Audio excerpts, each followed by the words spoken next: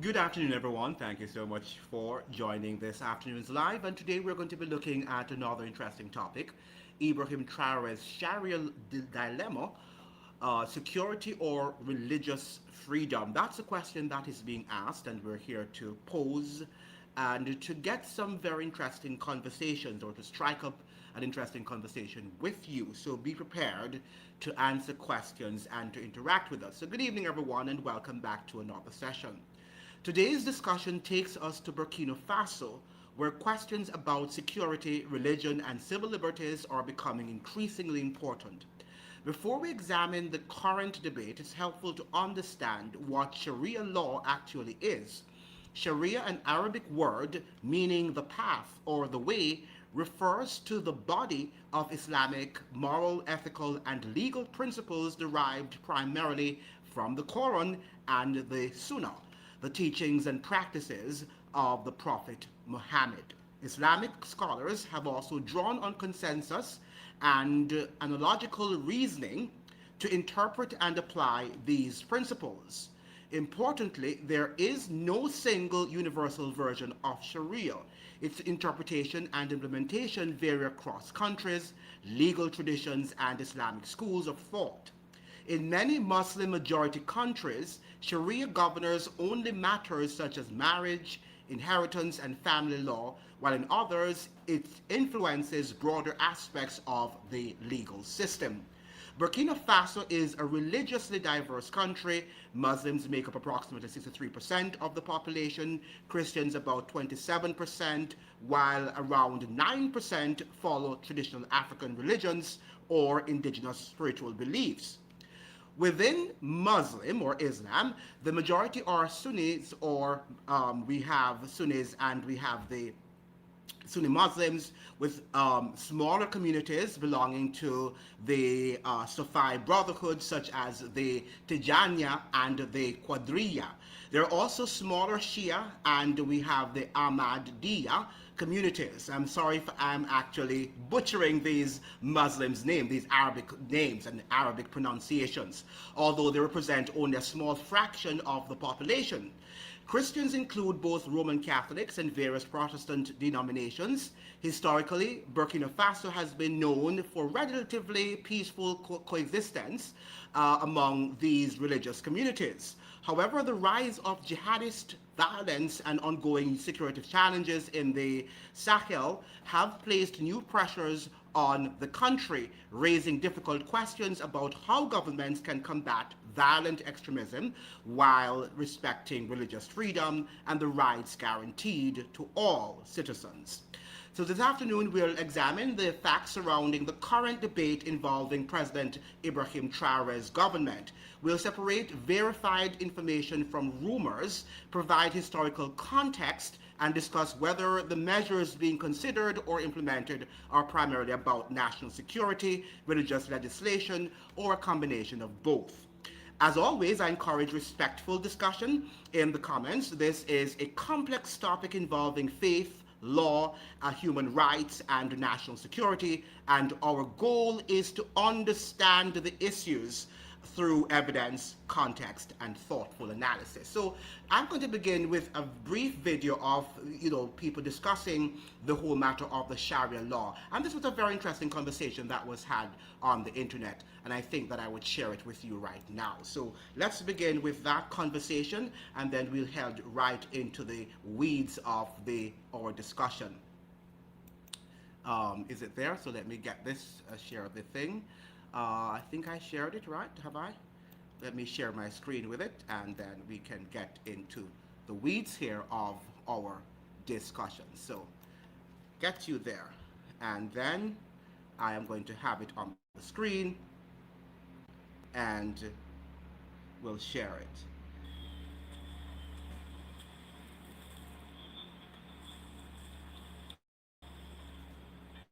Pone frente a la decisión de hacer lo correcto todos los días.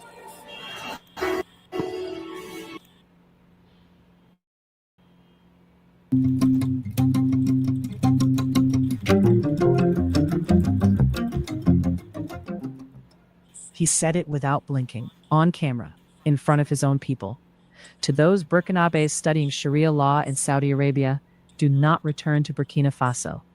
A president, a practicing Muslim, telling over 1,000 of his own citizens, young people, students, some of them barely out of their teens, that the door home might be closing on them. Today, we're going back into this story because it did not die down, it grew. Scholars responded, timelines split down the middle, and Captain Ibrahim Traoré, the man some call Africa's boldest young leader, has now escalated, not backed off. Stay with me, because by the end of this video, I want you to answer one question for yourself, and I want to see your answer in the comments.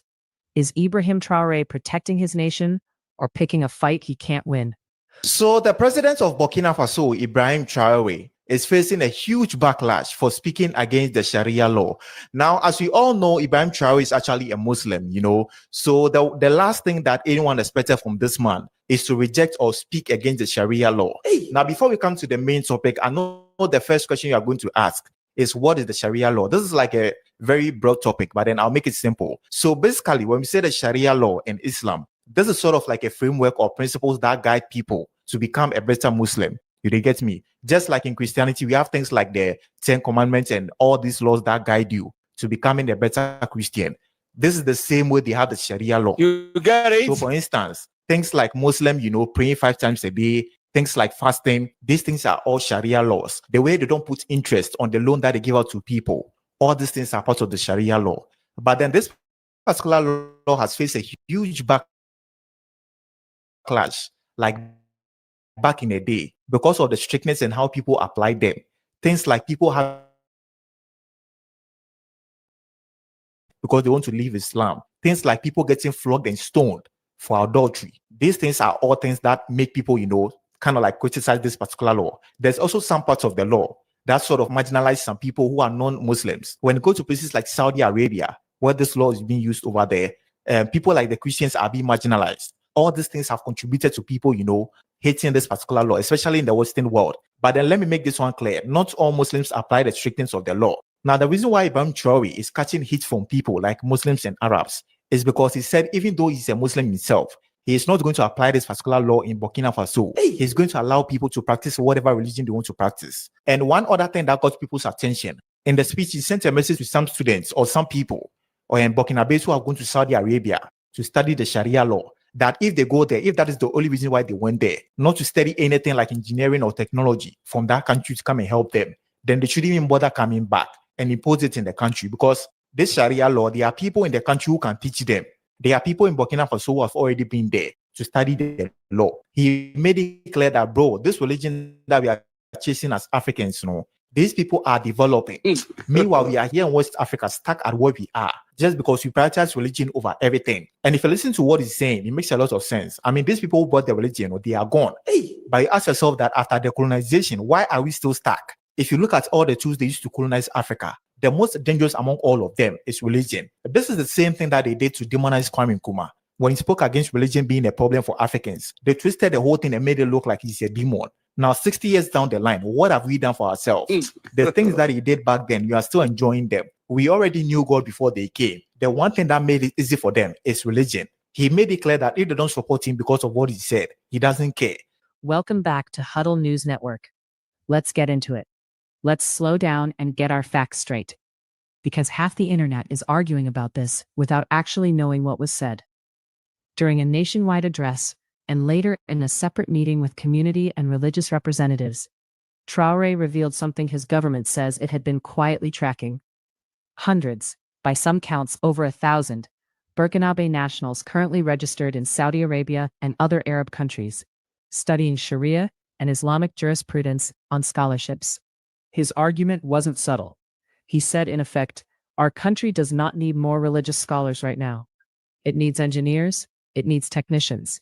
It needs people who can build roads, fix water systems, grow food security, and fight an insurgency that is bleeding this nation dry.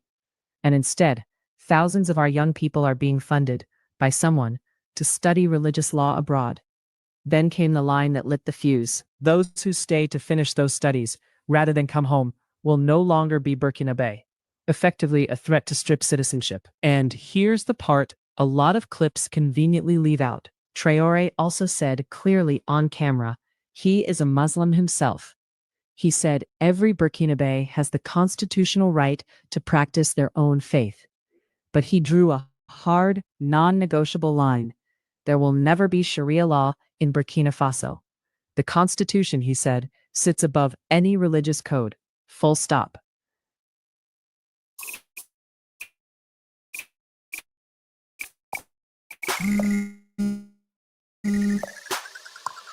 Pero bueno, ¿y con quién es que tú estás hablando? Mira, de relajo. Es que me llegó un mini. Or, as his critics now claim, government overreach into personal religious freedom. Comment below. When a president says, I am Muslim, but, does the but ever land right? Or is it always going to sound like an attack, no matter how it's framed? If Ibrahim Traoré can reject the institutionalization of Sharia in his country, why shouldn't Ibrahim Traoré is a Muslim and also leads a Muslim-dominated country, and he rejects it? Who are we not to do the same thing here? Sharia is a very rigid, fixed system of governance, meaning it's just stagnant there. And human society evolves. Human being, the way our society was 1,000, 2,000, 3,000, even 100 years ago is not like that now. That is why human beings adopt numerous systems of governance. We have the monarchical era. We have the, democracy era. We have the military rule and so on. There are many, many of them. Okay, that is why it's to suit our society. You study the society and see how you introduce other form of governance to suit the era. You see this Bible? This Bible contains laws.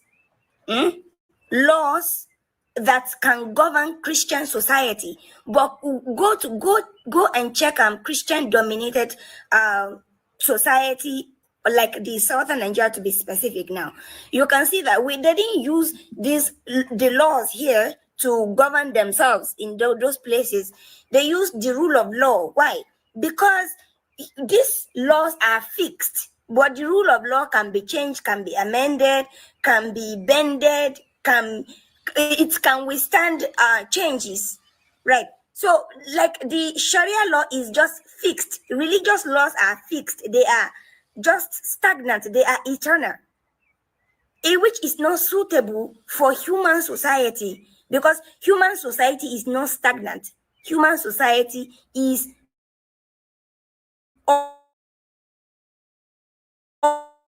always evolving.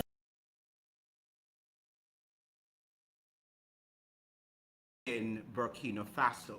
But what is interesting about the story, let me set my thing on the screen properly, is, what is interesting about this Sharia law is that, people are suggesting that it is very ancient. It is also very brutal. Many people are suggesting that the Sharia law in Nigeria, in other countries, and the Muslim law is very brutal. And it's a system that needs to adapt to culture. Now, I believe Burkina Faso, let me stop sharing the screen here. What's going on here with me and the screen stopping sharing? Oh, wow. Let me get myself together. What is going on here, Lord? Yeah, I'm getting all messed up in this thing. Did I stop sharing the screen? It's okay. Let me put it here like this. Okay, good. So yeah, so what is happening is that the Sharia law is an ancient, Islam law, and people are suggesting that it's time for, these religious laws to be adapted to what is happening in our modern world, right? That is what the Muslim lady there was suggesting, the Nigerian lady was suggesting, that it's time for all Islam nations. I agree with Traore in the fact that nation states should not have religious laws to impose upon nations. I agree 100% with what he said. saying. And we're going to look at in some of the things that on spot what he's saying, because we have to analyze what Mr. Traore is trying. He's trying not to have, Burkina Faso become so much attached to becoming an extremist Muslim nation, and that is what he should do. We hope that his intentions are well. That's the only thing, though. We hope that what he's doing is driven by good motives and not necessarily by just wonderful rhetoric. So let us look at this, what this is saying here, in why he's against this Sharia law, right? Why Traore is against the Sharia of God.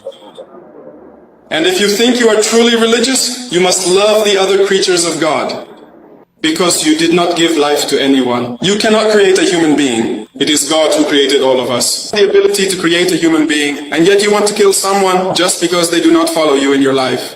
Why? But ask yourself the right question. Are we cursed? But if you look at the history of Christianity,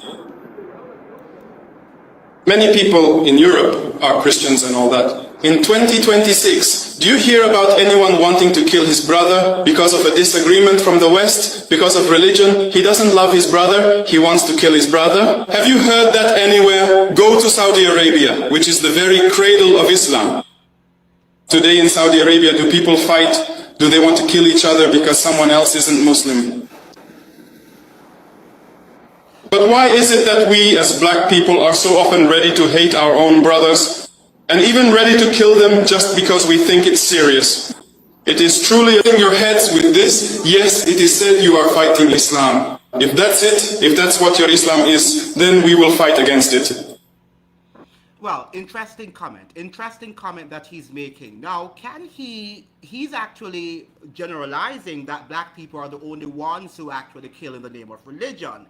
But I don't think that is true, right? If we study the history of Catholicism, if we understand the tribal wars in Europe were mainly built on religion too, right? So there are other groups, there are other ethnic groups who do kill based on religions. But he's right. Fundamentally, his point is, why are we using religion to kill ourselves?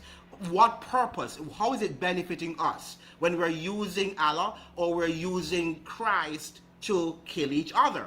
Now, let us listen to what Steve Knight is saying here. You're saying that laws that govern the Christian society, listen to the words, people, a Christian society. Now, the fact of the matter is that we have to be very careful when we say that laws that govern Christian society, because the laws that govern Christian society are, in fact, religious. Where we need to be very careful of is when they now impose a certain religion on you, like you have to be Roman Catholic, or you have to be, Anglican, or you have to be Pentecostal. But when we talk about the laws of the land, thou shalt not kill, thou shalt not steal, thou shalt not, commit fornication, all of these laws are based on Christian, the Christian Ten Commandments. But, the Decalogue is made up in two. You have your relationship with God, in terms of what day you should worship on. Thou shalt not have any other idols before me. But the next 6 of the Decalogue is what we have to, where societies need to enforce those laws. So nothing is wrong with religious laws per se. What is wrong with them is when they are imposing aspects of it that requires a particular commitment to a deity, right? What they should have are healthy laws, healthy religious laws that govern all people. So we all know that thou shalt not steal, thou shalt not commit adultery, fornication, being envious of what your neighbor has, etc., etc. All of these laws are healthy laws, okay? But it does not mean, therefore, that religion is something not needed in society. In fact, let me just give you something here coming from the Pew Society, the Pew Research Center. It says here, Faith on the Hill, which is on Capitol Hill in the United States. When the U.S. Congress convenes for the 119th session on January 3rd, it will have marginally fewer Christians than it did in the previous session. That's 2023 to 2025, continuing a gradual 10-year decline. Christians will make up 87% of voting members in the Senate and House of Representatives combined in 2025 to 2027 congressional session. That's drawn from 88% in the last session and 92 a decade ago. Now, what they're saying here in this Pew Research coming out of the United States is that Congress is filled up with more Christians than the nation. So you have the politicians in the United States being more religious than the citizens of the United States. So is that something that we should be taking? So if they are religious, they're going to make religious laws. And that is what we have to understand. And we must be careful of what they are actually doing. Now, there was another research that came out of Africa by the BBC. Africans trust religious leaders. Religious leaders are particularly trusted in Africa. A BBC World Service who runs Your World survey of global attitudes towards power has revealed. 3/4 of those questioned in Africa identified religious leaders as the most trusted group, compared to only 1/3 worldwide. Politicians in Africa, as in the rest of the world, are the least trusted. Less than 1/3 believe their government reflects the people's will, with Nigerians especially unhappy. In Nigeria, 85% of those questioned trusted religious leaders, and a similar proportion were willing to give them more power. Asked who had the most influence on their decision-making the past year, 13% of those surveyed in Africa said religious leaders. The global figure among more than 50,000 people questioned was just 5%. So in Africa, there goes it. In Africa, you have more people who are religious and trust religious leaders. Here in the West, we are now getting this very toxic understanding of what religion and spirituality really means. And we have to be careful. We've got to be careful, because what we're having, as I showed you through the Freemasonry yesterday, is that you have your leaders being religious, identifying religious cults, because they are part of religious cults, while you are saying religion and spirituality are not necessary, while they are imposing it on you. But what you have to understand is, what is religion and what role does religion and spirituality play in society? That is what we have to understand. There's nothing wrong with good religion, just like there's nothing wrong with good science. There's nothing wrong with good education. What is wrong is when it is false and it is a cult. And that is what Ibrahim Traoré is trying to prevent. He's saying that religion in Burkina Faso, under the helm of the Sharia law, has become a cult, a religious cult, and he's trying to get rid of that. But I know that some of you were online, and as soon as you hear religion, you're gone, because you think that religion is not something that plays a vital role in society, and you are going to find out that you are deceived very, very shortly. Now, so we have here, let us look at this, what this guy is saying here, which is very important in our discussion, because he brought up some very important point, and he is a Pan-Africanist, right? He is himself a Pan-Africanist. Now, let us look at this, what he's saying, because this is a very important point he's making here. Let me see, it's on stage yet? On the stage, go ahead. Today, that Ibrahim Traoré is the most important Muslim leader in the world today. More than Erdogan, more than MBS, more than anyone else, because of what he represents. You know, of course, I had a lot of fake Pan-Africanists in my comment section getting mad about the fact that I was referring to Ibrahim Traoré as a Muslim leader, because they only want to identify him exclusively as a black leader or as exclusively as an African leader. They don't want to acknowledge the fact that he is a Muslim, because in their CIA-produced Pan-Africanism, they're ready to exclude 500 million Africans from Africa. They're so propagandized in their mind by the CIA and by the intelligence that they think being African and being Muslim is a contradiction. They've fallen for the old divide and rule tactics of the colonizers. Their indoctrinated brains will short circuit over the inconvenient fact that the most admired and the most heroic leaders in Africa today are Muslims. In Burkina Faso, in Niger, in Senegal, even Naledi Pandor in South Africa is a Muslim, taking the Israel to the ICJ. Just because Ibrahim Traoré doesn't wear his religion on his sleeve, and just because he doesn't taqwa signal all the time like some so-called Islamists. You think we don't get to claim him as part of our ummah? We don't get to say that he's a Muslim leader, but he is a Muslim leader. He's an African leader who's a Muslim. And I'm sorry to tell you, but again, the fact of the matter is that the best leaders you have in Africa today are the ones who are Muslims. You can get mad about it all you want. You can say, why does Shaheed have to bring up religion? Why do you have to bring religion into it? But that's just a way of gaslighting about the fact that you don't want religion to be brought into it. You want to keep religion out of it. No, Ibrahim Traoré is fighting those Western-backed, Western-trained, Western-funded jihadi groups because he's a Muslim. Nobody has suffered more from those mercenaries than the Muslims have.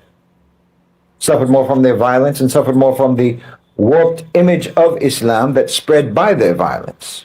Now, when Ibrahim Traoré stands up to those French and Ukrainian-backed psychopaths, he's standing up for real Islamic values, whether you like it or not, from the perspective of Middle Nation. Very good. I like the fact that he is actually separating the fact of having some religious values. Does not necessarily mean that you are going to impose those your religion on the state. So he's saying that we can't just think that Ibrahim Traoré is not going to govern based on his worldview, which is rooted in Islam. But what he's trying to do, he's saying that I am not going to impose the Sharia law, which is the equivalent of laws that you have like in Judaism, on my population, because in Burkina Faso, you have distinctive religions, you have distinctive people, those who are atheists. So he's saying he's not going to impose those laws on the people. So there are two different discussions here. Is he religious? Yes, he is religious, like most of our politicians. Yesterday we talked about Freemasonry, and all of the secret societies, including the CIA, are religious. In fact, if you read the history of the CIA, they call it the Catholic Intelligence Agency. The CIA is actually owned by the Catholic Church. And that is why they do what they do in the world, and they carry on with rituals and sacrifices that we spoke about that happens also in Freemasonry. But that is a cult. Right? What we have to now differentiate between a cult, what's a cult, and what is a true religion or true spirituality. Ibrahim Traoré is doing the right thing. He's saying that even though I am a Muslim and I might have some sort of Islamic worldview, I want to assure my citizens here that I'm not going to impose the Sharia Muslim laws on my society. The same way in which if a United States president should come on the scene and he's Catholic or he's whatever religion he belongs to, he cannot impose it according to the Constitution. It doesn't mean, therefore, that he's no longer a Catholic or he's no longer a Pentecostal. And that is what we have to understand. And by the way, this gentleman has just also said many of our Pan-Africanists who are running around talking about religion is not important and spirituality are owned by the CIA. And many of them are coming out of the United States. I've worked with a lot of them, and I understand that a lot of what they do and what they say are controlled by the CIA. And what they have done now, they have brainwashed our citizens, not understanding what true spirituality and religion stand. And that's what he's suggesting, that we can't separate the Muslim guy and his Islamic faith from who he is. But he's principled enough. Ibrahim Traoré is principled enough to say, look here, I am not going to use Muslim laws to govern my populace, because I want everybody to be able to have religious liberty. Nothing is wrong with that. In other words, he wants it to make it a secular democracy and not necessarily a religious dictatorship, as many people want. Let us look at so we have that laws is very old and antiquated. Well, yes, according to that's what they're saying, but do we know? Have we lived in Muslim society? So how can we say it's antiquated? I don't know. I've never lived in a Muslim society, so we can't say that it is. Just like we can't say that the 10 Commandments are antiquated, because the 10 Commandments are still binding. What I've suggested to you is that human societies might have changed, right? We evolve, and that is true. Human nature, however, does not change. People still kill. People still go to war. People still commit adultery and fornication and cheat and do whatever, some of the most brazen acts of criminality.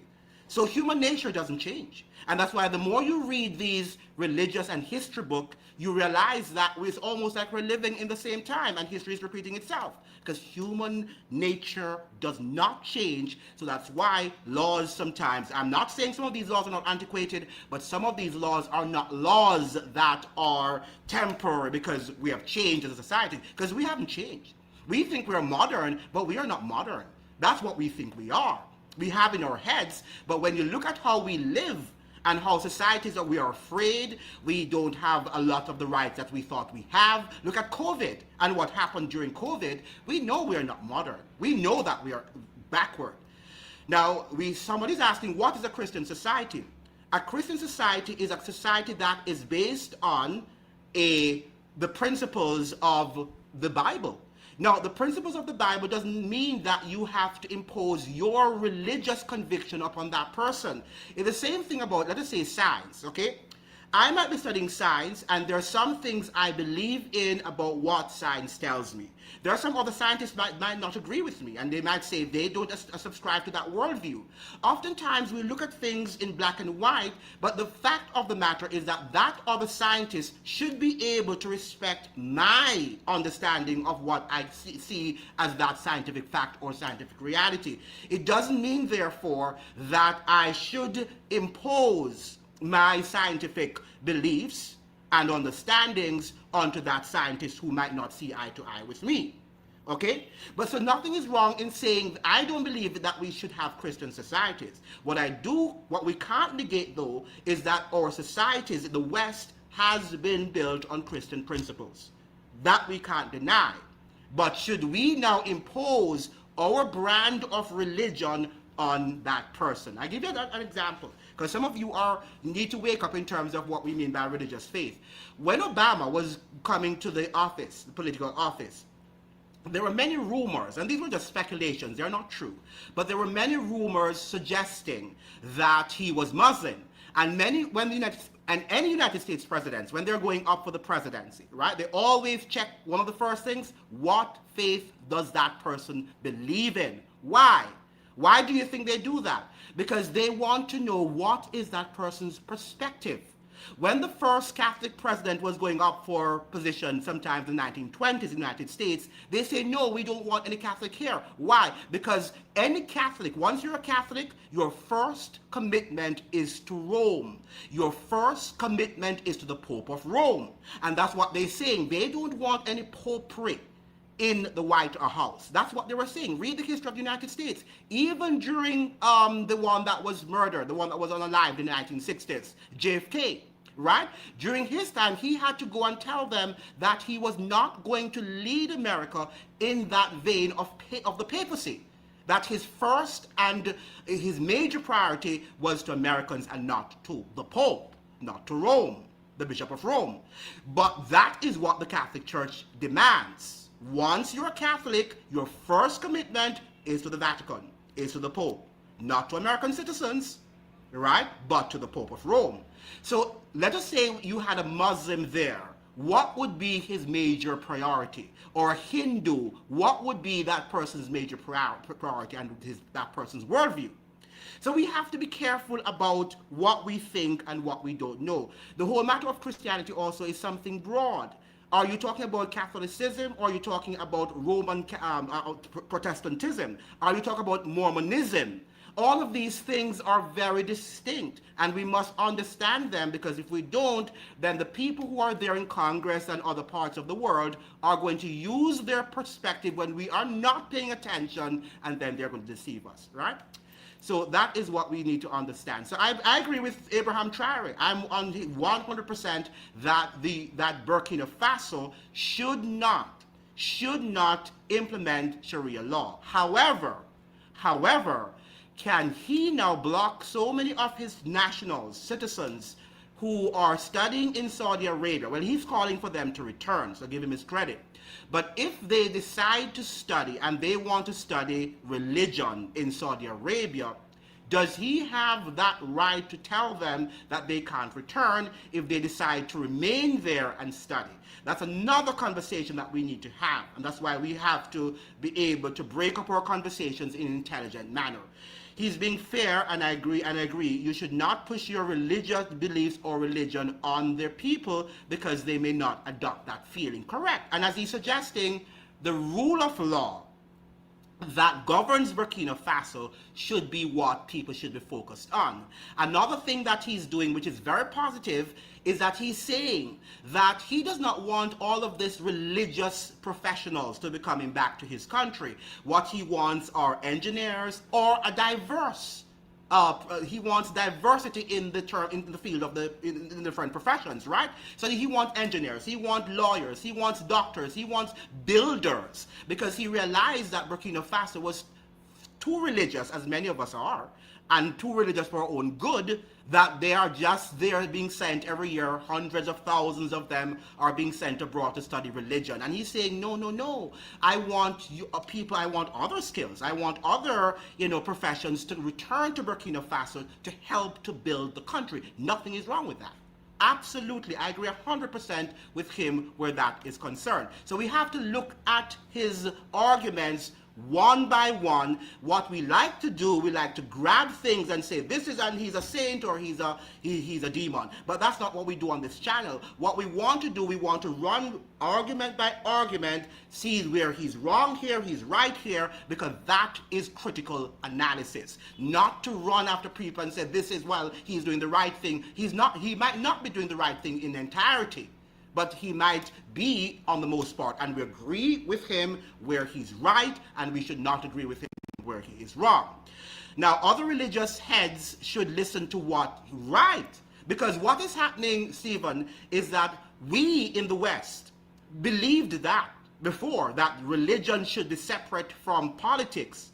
How is it that Ibrahim Traoré is instructing a person like Trump, who should know better, and the United States citizens who should know better, that religion and politics are toxic and that they should operate separately, right? It does not therefore mean that a religious person cannot be made, because most of our laws are religiously based. But they were not based in the sense that they were imposing a religious doctrine, okay? Because they found that these laws that came from the Judeo-Christian Bible were decent laws, they were moral laws, and they would help to glue our societies together. Okay? And I'll give you this thing, and many of you who don't understand what happened in France, in revolutionary France in 1776, before the United States actually became, well, that was the time that it became independent. But it was because revolutionary France took place in 1789. Okay, revolutionary France happened in 1789, the French Revolution, where they became atheistic. And they said that they were worshiping knowledge and the Enlightenment, and said they want nothing to do with religion. Okay, in France. This was in revolutionary France. And what happened? The entire state collapsed. Because we do need guiding principles from a supernatural being. We do need that. And for that reason, I showed you that in Freemasonry, the IMF and all of these organizations are under that realm. They are governed by supernatural organizations, powers that are higher and stronger than we are. And that is what Ibrahim Traoré said.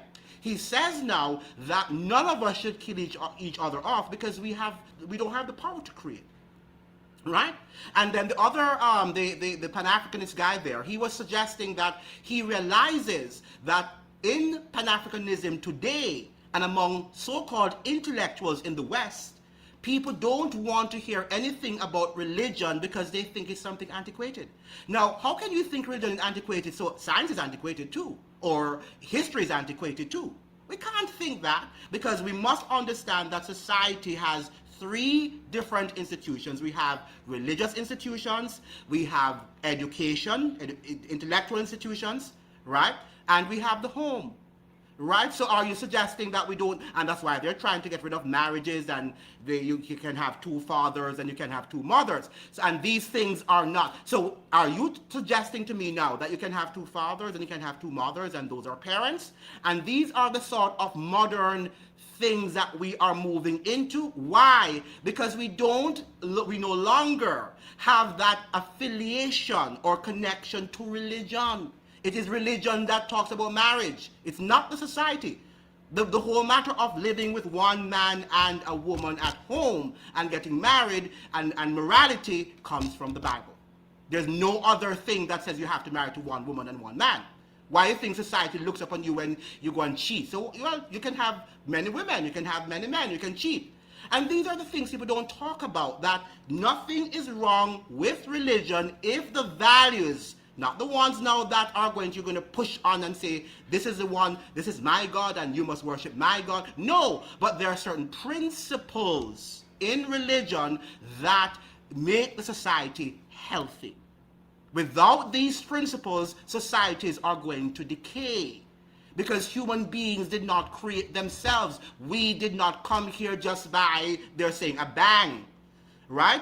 There is a creator. And I'm not saying you should accept mine. What I'm suggesting to you is that you should accept, as Ibrahim Traoré is saying, we didn't come here by ourselves. We didn't create anyone, so we should not kill anyone. In fact, the more you have an understanding that there's a higher being, a supernatural being to whom you are, you should commit yourselves, the less you will kill.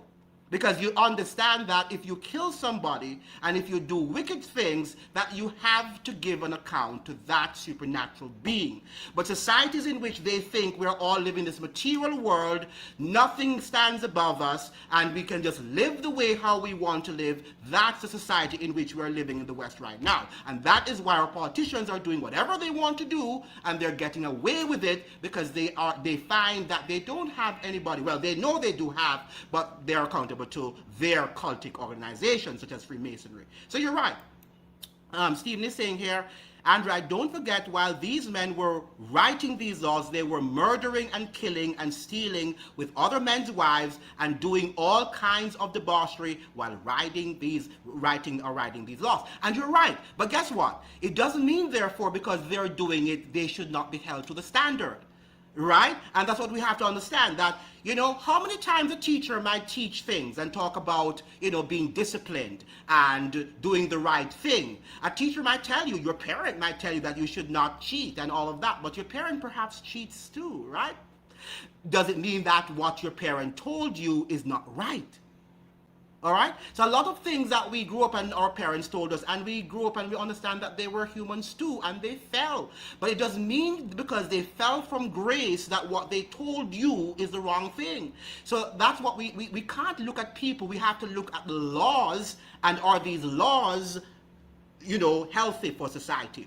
But people say, oh, that person is breaking the law. Yes, he's breaking the law, and some of them get away with it, and they do get away with it a lot of times, but does it mean, therefore, that that law is not a healthy law? And if that law goes, then what is going to happen?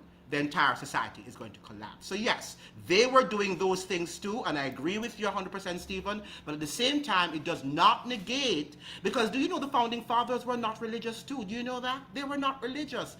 They understood what happened in revolutionary France. They were alive, and they had read so much of what happened in atheistic worlds that they say, no, we have to make sure we order our society built on solid Christian and Protestant, not Catholic, Protestant Christian values.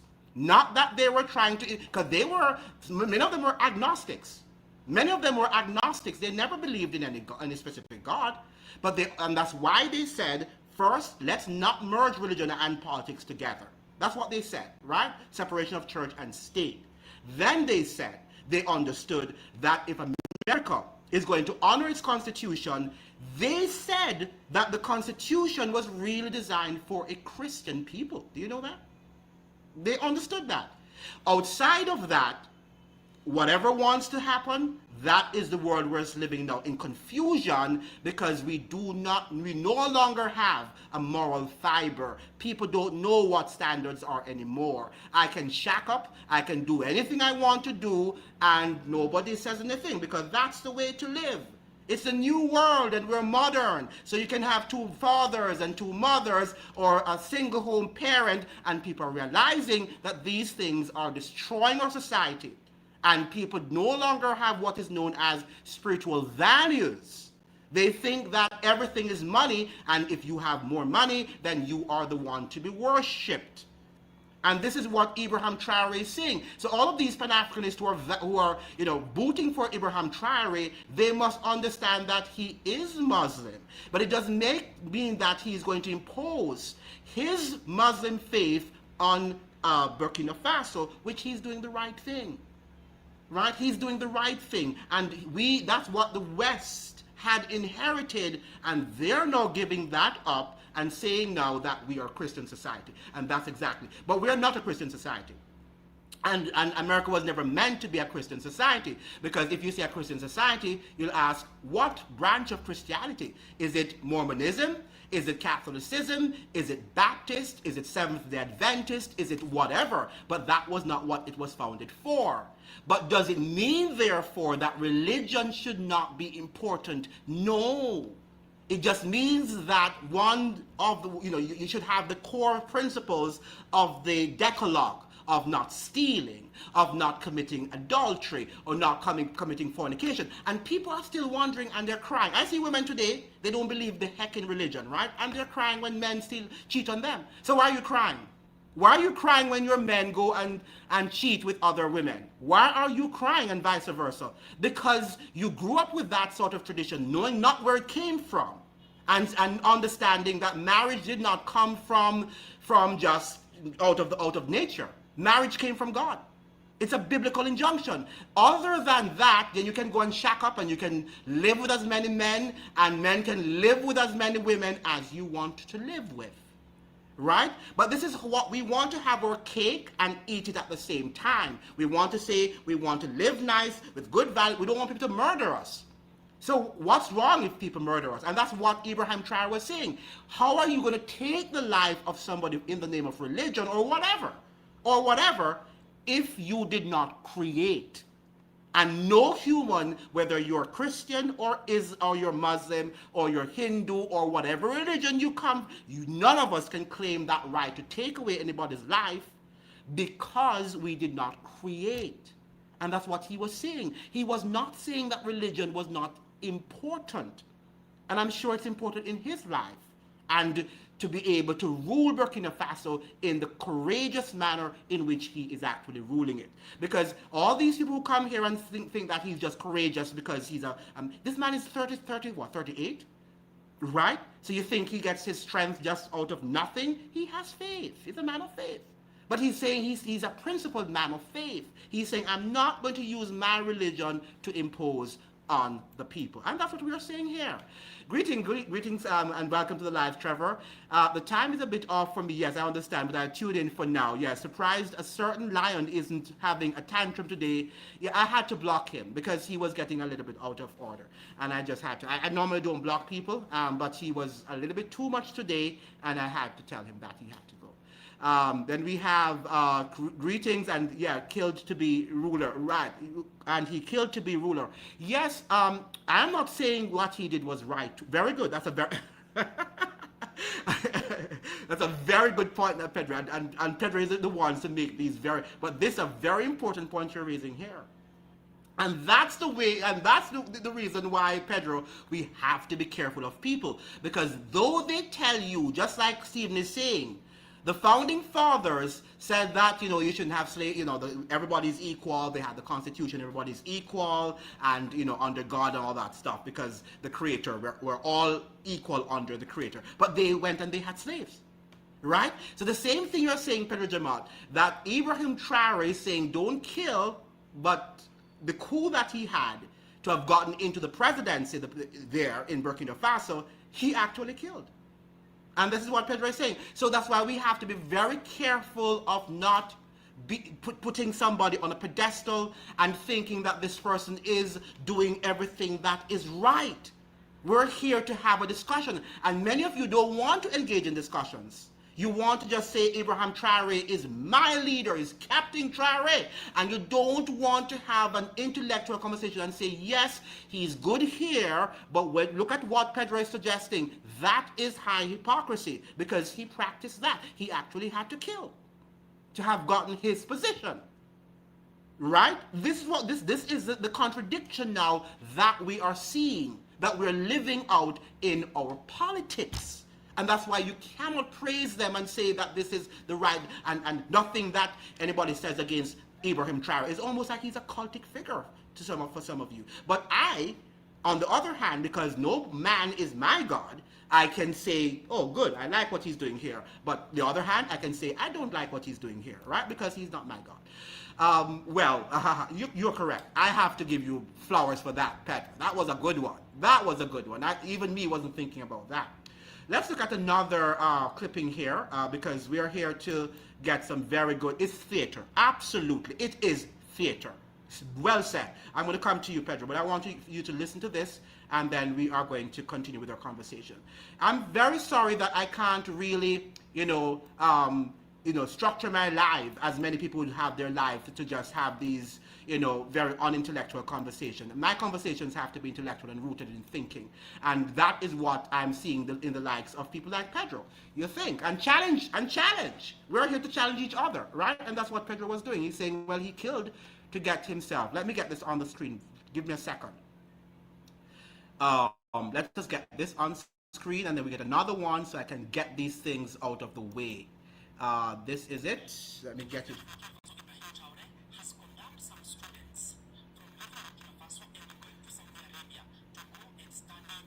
And this Sharia law, they want to come back to Burkina Faso and instill it to the people of Burkina Faso.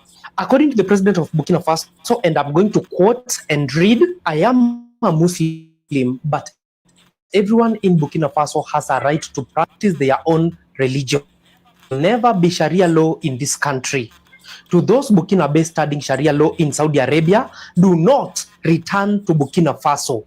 Instead of acquiring technological knowledge and skills that can help us develop our country, you choose to study Sharia law. Stay where you are. You won't be allowed back here. That is the boldest statement from a head of state. This is the time when Africa must now come out of impunity and develop their continent. That is the stand of the president of Burkina Faso, Ibrahim Traoré. The president of Burkina Faso, Ibrahim Traoré, has condemned some students. Okay, right. So that we got that point, right? Now, the fact of the matter is that's another conversation, right? Is he he's right to suggest that Burkina Faso should not foist its Sharia law onto the general populace, because you have religious pluralism in Burkina Faso. You have Christians, you have Muslims, you have those who are atheists, you have those who are practice indigenous faith, African faith. So he's saying he's not going to actually impose that on the society. But is he right now in telling the ones who are outside of the country, who are studying in Saudi Arabia, that they can't return? I want to hear from you, because that is now two different conversations, right? One is he's right in that, but is he right now in blocking people who are desirous of studying religion in another country, such as Saudi Arabia, from returning back to their homeland? Trevor is saying America and its mother country were founded on Freemasonry, but much confusion comes when thinking they were Christian due to the language within the Constitution and basics of many laws. Well said, but the Freemasonry also was founded on that. Well, not that it was founded on Christianity, but Christianity actually, injected it. It actually invaded, if not for want of a better word, invaded Christianity. Right? So that is what we're saying. So, but you're right, that it was founded on that. But it does not say, however, Trevor, that the Bible, that the founding fathers had not read the Bible themselves and had not gleaned from the Bible principles that they thought were wholesome to the formation of the United States. But you are correct, 100%. I do agree. Yes, we agree with Ibrahim Traoré, Alexis. That's what we're saying. But we have to we have to look at the arguments one point by point, and not just agree with him holistically. Because that is what we are going to have to move away from critical thinking, from just looking at things holistically and not point by point. Yes, because he's a leader of the country, right? So he represents everybody. Very good. Alexis is saying and making a good point that Ibrahim Traoré is not a Muslim in the eyes of his people. He is the leader of the country, of everybody, whether they are atheist or they are whatever they are. So you're correct, Alexis, that is the whole, Trump, even though he might be Presbyterian, is not Presbyterian. Well, he's pretending to be Christian, even though he's not. But the fact is that they should not be wearing, according to what they should not be wearing religion as a badge on their shoulders every day and saying, oh, I'm Adventist, I'm Pentecostal, I'm Mormon. No, that's not what they're there to do. In fact, we shouldn't even know. We should know, but they should not be making it public in terms of wearing and telling us every day that they are this and they're that. Yes, and then we have Trevor saying, one also must recognize that there is a difference with Christianity and people who follow the Bible without the attachment to Christianity. Very well said. Yes, you're right. They did recognize its principle. Correct. Because I don't have to be affiliated with Muslim religion, right? But I can look at some of its laws and say these laws are wholesome. For example, I like the fact that they put emphasis on fasting. I think that the Muslims putting, that emphasis that we are eating all the time. We need sometimes to fast and to reflect. They make it like a priority, and it's you have to do it. It's something that is mandatory, right? Well, I don't know if I would make it mandatory, but we can say that it is a healthy practice if most of us in the Western world could take from the Muslim that sort of thing. And there may be other laws too that are wholesome, the principles of the laws. Right? We're not suggesting here that I am Muslim and I ascribe to Muslim faith. But I can say, as a person who can think, and I'm not biased, I can say that, of course, I'm biased towards my religion, but the fact is, because I've read and I'm convicted according to what I have read, right? But I can say, when I look at a Muslim, that I like this law. I think it's healthy, and it could be a universal law to guide all societies, So we have, I try to be in control of my spirit. Very well said. Now, let's look at something else. Pan-Africanism, because many people are telling us about Pan-Africanism as if there is one branch of Pan-Africanism. Now, look at this guy who is talking about Africa, right? Jeffrey Sachs. I want you to listen to exactly what he's trying to say. And I want you to unmask his rhetoric, this guy here called Jeffrey Sachs. Let me get it on the screen. And what he's saying about Africa, all right? Because there's a lot of deception in the world, people. If I could get you to understand the deception that we have. Britain, France, and the United States can't stop it this time. Because Pan-Africanism was stopped from the outside, not from the inside. It was stopped by a bullet in the head of Patrice Lumumba.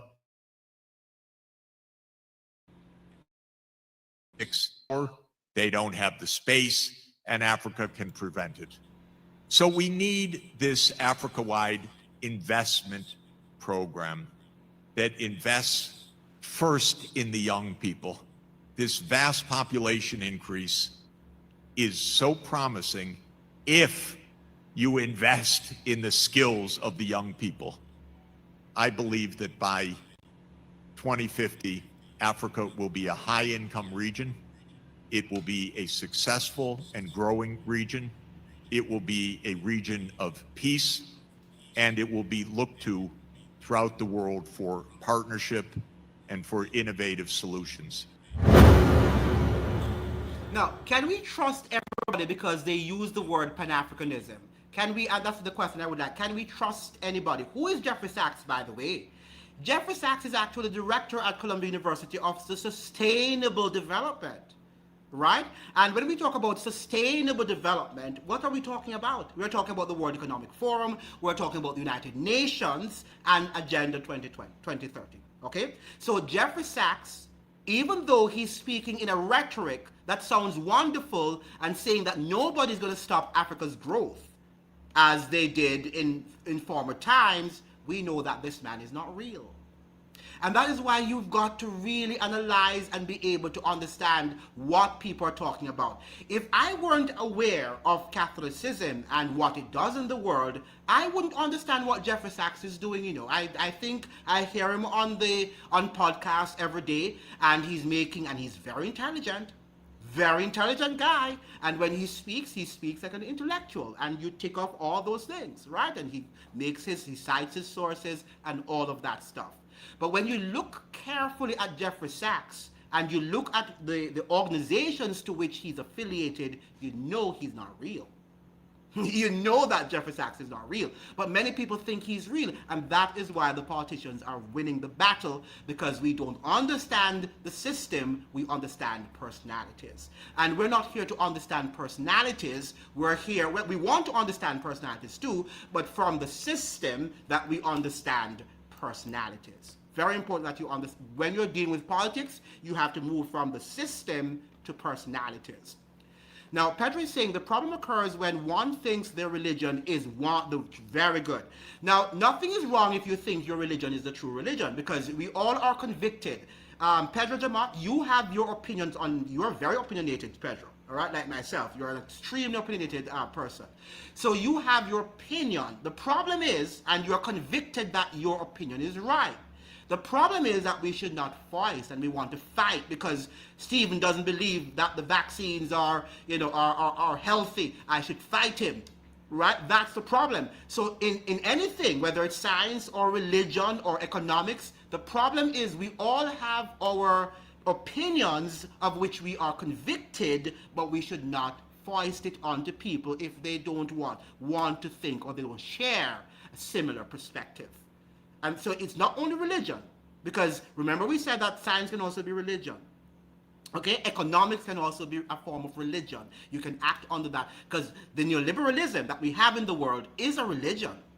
And that's coming out of the IMF and all these major international institutions. They are religion. Education can be your religion. All right, so don't now say that this is only religion, because people are convicted, and we have to have some convictions. But what we don't want to do is to foist it upon people and say, you have to think the way I'm thinking. You must take the vaccines, or you shouldn't take it, and we're so dogmatic in our thing. People should be free and say, here, this is what I believe. What do you think about it? If you don't want to believe that, then fine. That is your right to do so. So yes, Stephen, I agree, but on one point, it's not only religion. It's also for everything. Yes, Trevor is saying what Ibrahim did would further draw the line in the sand, not to be lumped with terrorist Islam. It allows his country to be seen as marketable to its investors and gain arms against their opposition. Yes, and one of the things I was thinking to Pedro is that I think he understands that Saudi Arabia and these countries who are more allies of the United States would want to train these Sharia students, these Muslims who actually specialize in the Sharia law, to come back home and destabilize his government. That's what I'm thinking he's thinking, right? From my perspective, I think he's saying, if I should send these Burkina bees, right? Burkina bees, that's what, or bees, whatever you call them, back to if I should send them to Saudi Arabia for them to study Sharia law, and they come back, what if they come back with that sort of passion to dethrone me and to dethrone my government? I think that's why he's doing it. And, and that's practical. And that's what I'm thinking. Pedro is saying, a liberal who thinks of seeing a perfect world. Right. There's no perfect world. Yes. And then we have Simon. You have to come. No, you seem to be. Don't let me have to block you today to like the Lion Champion. You come here with comments that are making sense, and I think that you're suffering from some ADHD. All right. Here we are here to have debates and not to think that we know it as you think you do. Jeffrey Sachs is a legend. Okay, well, that is, and nothing is wrong with that if you're suggesting that that's what you think. And here again, okay, Sammy Show, if you come with the foolishness today, I will have to block you. Okay, so if you are not here to speak something that sounds scholastic, and you're free to disagree, but don't come with your rudeness. Okay, I did say respectful conversations. I'm going to stop the foolishness, and even though we can have differences in opinion, and nothing is wrong with that. I believe in what you, and disagree with me all you want, right? But be respectful, okay? Legend does not necessarily mean that you are true and that you are authentic, all right? And that is what you have to understand, Sammy Show, and get some thinking in your brain.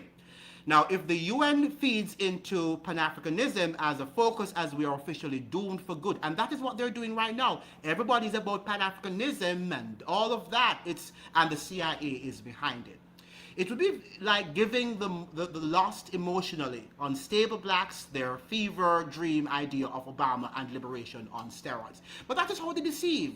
They can't deceive by having us know what they are doing. Remember that our politics is built on deception. So they have to use ways and means of indoctrinating us to make us think that we are not. Yes, now, Simon Show, end of it, I have to block you. You are talking too much nonsense. I don't have the time to be wasting because you are talking. If you have things to say that make sense, say it, but I have to block your comments. Bye. Yeah, so that is what we have to do. So we have to understand that the world in which we live is filled with a lot of deception. Deception is the ultimate agenda of these people. They can't win us without deception. So that's why they have to make the African agenda seems like it's authentic and they really want to develop Africa when they're actually sacking Africa. Now, if we understand Jeffrey Sachs, we know that in Russia he was there and he is behind the oligarchs. After the Soviet Union fell, he was the one who went to Russia and developed, sort of re-engineered the laws in Russia, which saw the IMF and all these people going there, right, what we call disaster capitalism, and he was there, he was responsible for doing that. And many people are calling him out on that, but many people still worship him because he speaks and he says what you want him, he says what you want him to say and what you really want to hear. But here we're not listening to what I agree with Ibrahim Traoré on many things, right? But on some things we can't agree on, you know, and that is what we have to understand. Now let us look at some other clippings that I saved here before we end our conversation. It's amazing the sort of ignorance we have in this region. It's pathetic. So we have I think I did this already. This person is saying here that Africa needs a dictator. Now, do you agree with him? And does the Caribbean need a dictator, or do we need democracy? Let's listen to what he's saying. The other leader in Africa who's he's now become a global icon or star, and especially for the African youth, is the Burkina Faso president at the moment. Of course, not elected democratically, but neither here nor there. What is democracy? What is democracy? Whatever they define as democracy, yes. So he took over via coup. So what is your take about Ibrahim Traoré? He has become a model. And I said it once, I'll say it again, even on your platform. Africa does not need democracy. What do we need? It's a smokescreen of lies, which allows imperialism and neocolonialism to continue. Africa needs dictators. Africa needs military dictators. Military, not just any other dictator. Military for security. Dictators in that they must dictate the right thing. We need people that are purposeful, cutting down the bureaucracy of democracy and getting things done. If you walk up into your parliament right now, you'll have papers the size of this room of good ideas that have never been implemented, roads that have never been finished, buildings and hospitals that have not been repaired, but budget approved and voted. It's in the pipeline. It's in the pipeline. And in the midst of that pipeline, procurement, corruption, and preferential procurement, looting and stealing is happening. How does a minister walks into a government with 50,000 shillings become a millionaire in 2 years with a salary that can't afford 3 pairs of shoes? Where does he get the money from? Any government minister who becomes a millionaire after being to a government office is a thief. That's true. That's very true. There's no millionaire who becomes a millionaire through government salaries. I make that statement loud and clear. So this whole concept of democracy, it's a facade, the entertainment for the poor, to think that by voting a president into power, they've actually put a man in control. We need people like Traore, who wakes up in the morning and says, I need 3,000 trucks of road equipment on the road by tomorrow. And 3 kilometers from Ghana into Burkina Faso, they're there by tomorrow. I need a hospital there. I need an aeroplane manufacturing industry there. I need and you need to give a president power, the one who can decide, not the one who can steal, the one who can decide and make a change. We look at our countries. Look at Kenya, almost 50 years of independence. 60. Look 63, actually. Look at Ghana, 63. Look at Zimbabwe, 40 something.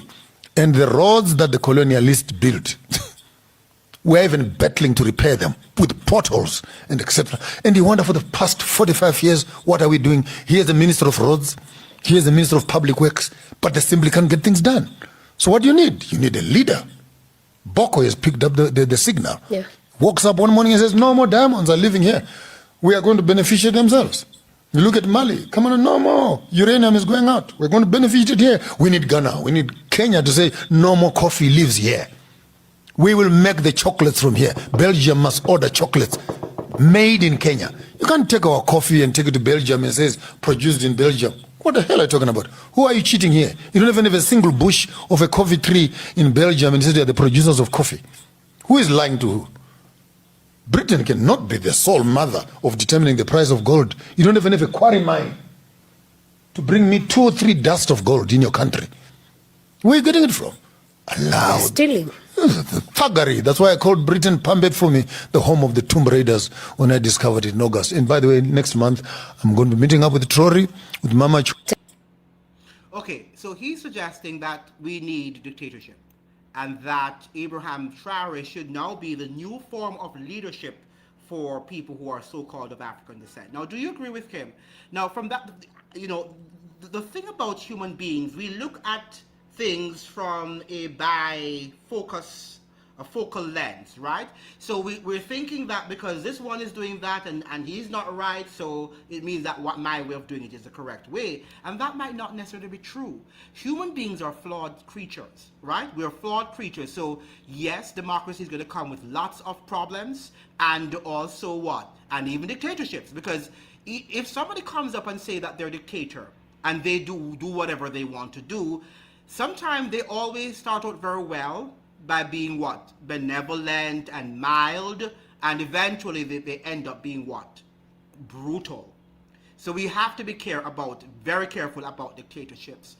It looks good from a sort of utopic perspective, and lots of what we do in academia is utopic discussions, and you know, we have these utopic ideologies that things are going to be well if on the other side, it's greener on the other side, and it's not necessarily so, because human beings are flawed. Let me quickly answer that question from Pedro. It says that in the Bible it says not to kill, and it is said God gave David strength to kill. So how would you interpret that? Very good question.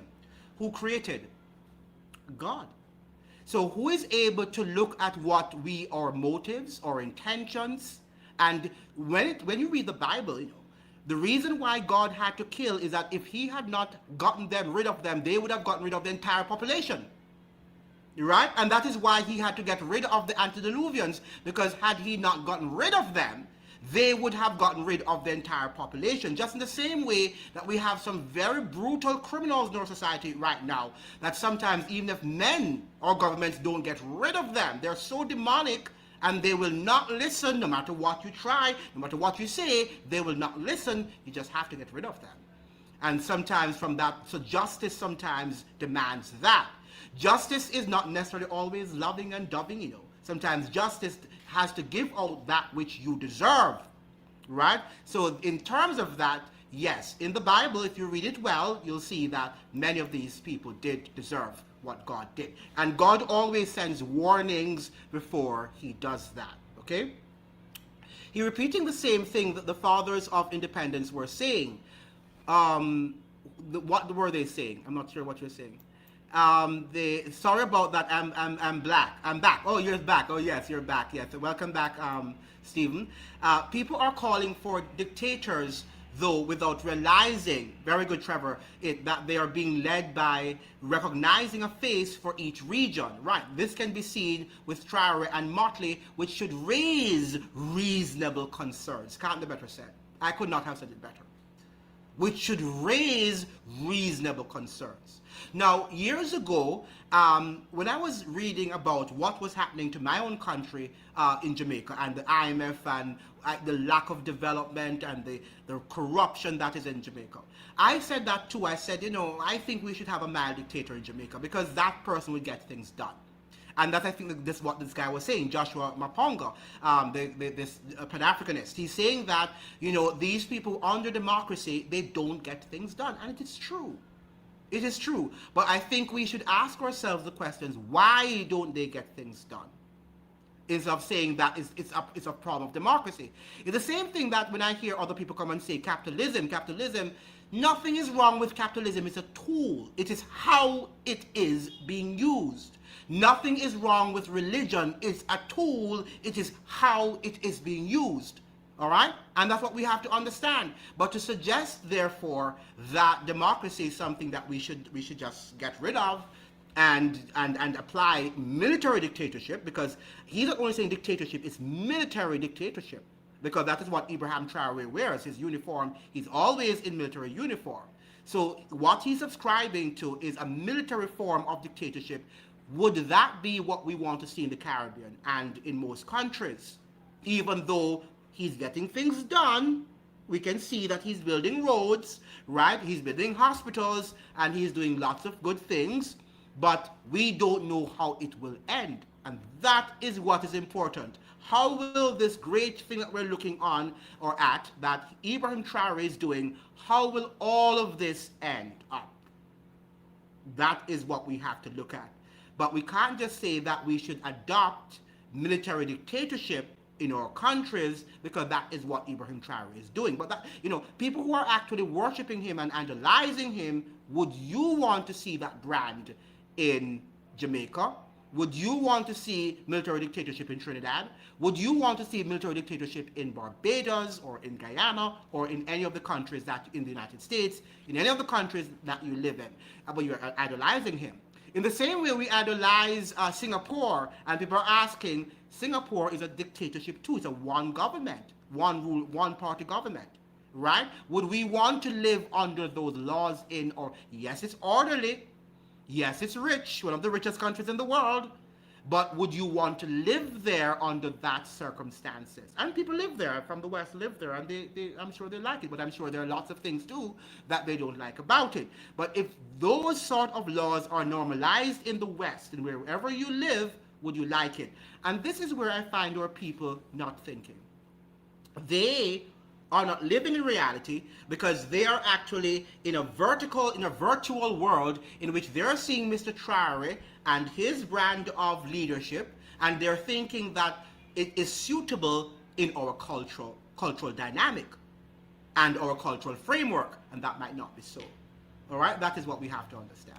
So I don't agree with that. I don't think that I would want to have military dictatorships in the region, even though democracy is flawed.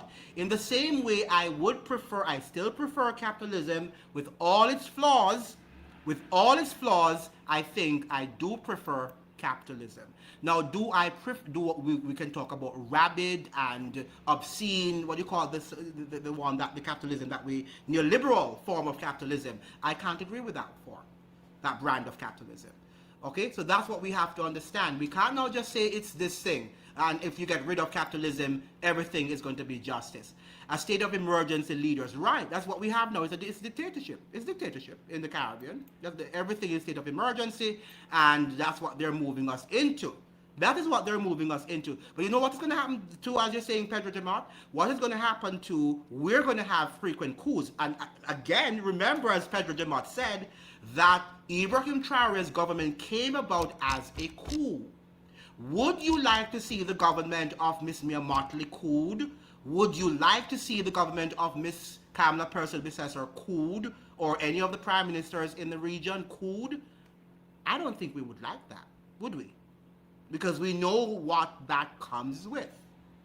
Okay? And that is why it might not be suitable, even though we are uncomfortable with what is happening in our region. But what we have to do is to look at things from the root. Why are we in where we are? But we're not trying to examine anything. What we want is to put something in the microwave, boom, and we have a new government and it's working for us. Yeah! And that like we're playing sports and we're children. And this is deeper than what Miss Mia Mottley, because she is a part of a system. We don't want to study the system. We don't want to look at systems of power and how these power dynamics are interlocked. We just want, oh, it's Miss Mia Mottley, and if I get rid of her, then everything is going to be fine and dandy in Barbados. And that's not true. As much as I've spoken against some of the Miss Mia Mottley's policies, I know if she should leave office tomorrow, things might even get worse.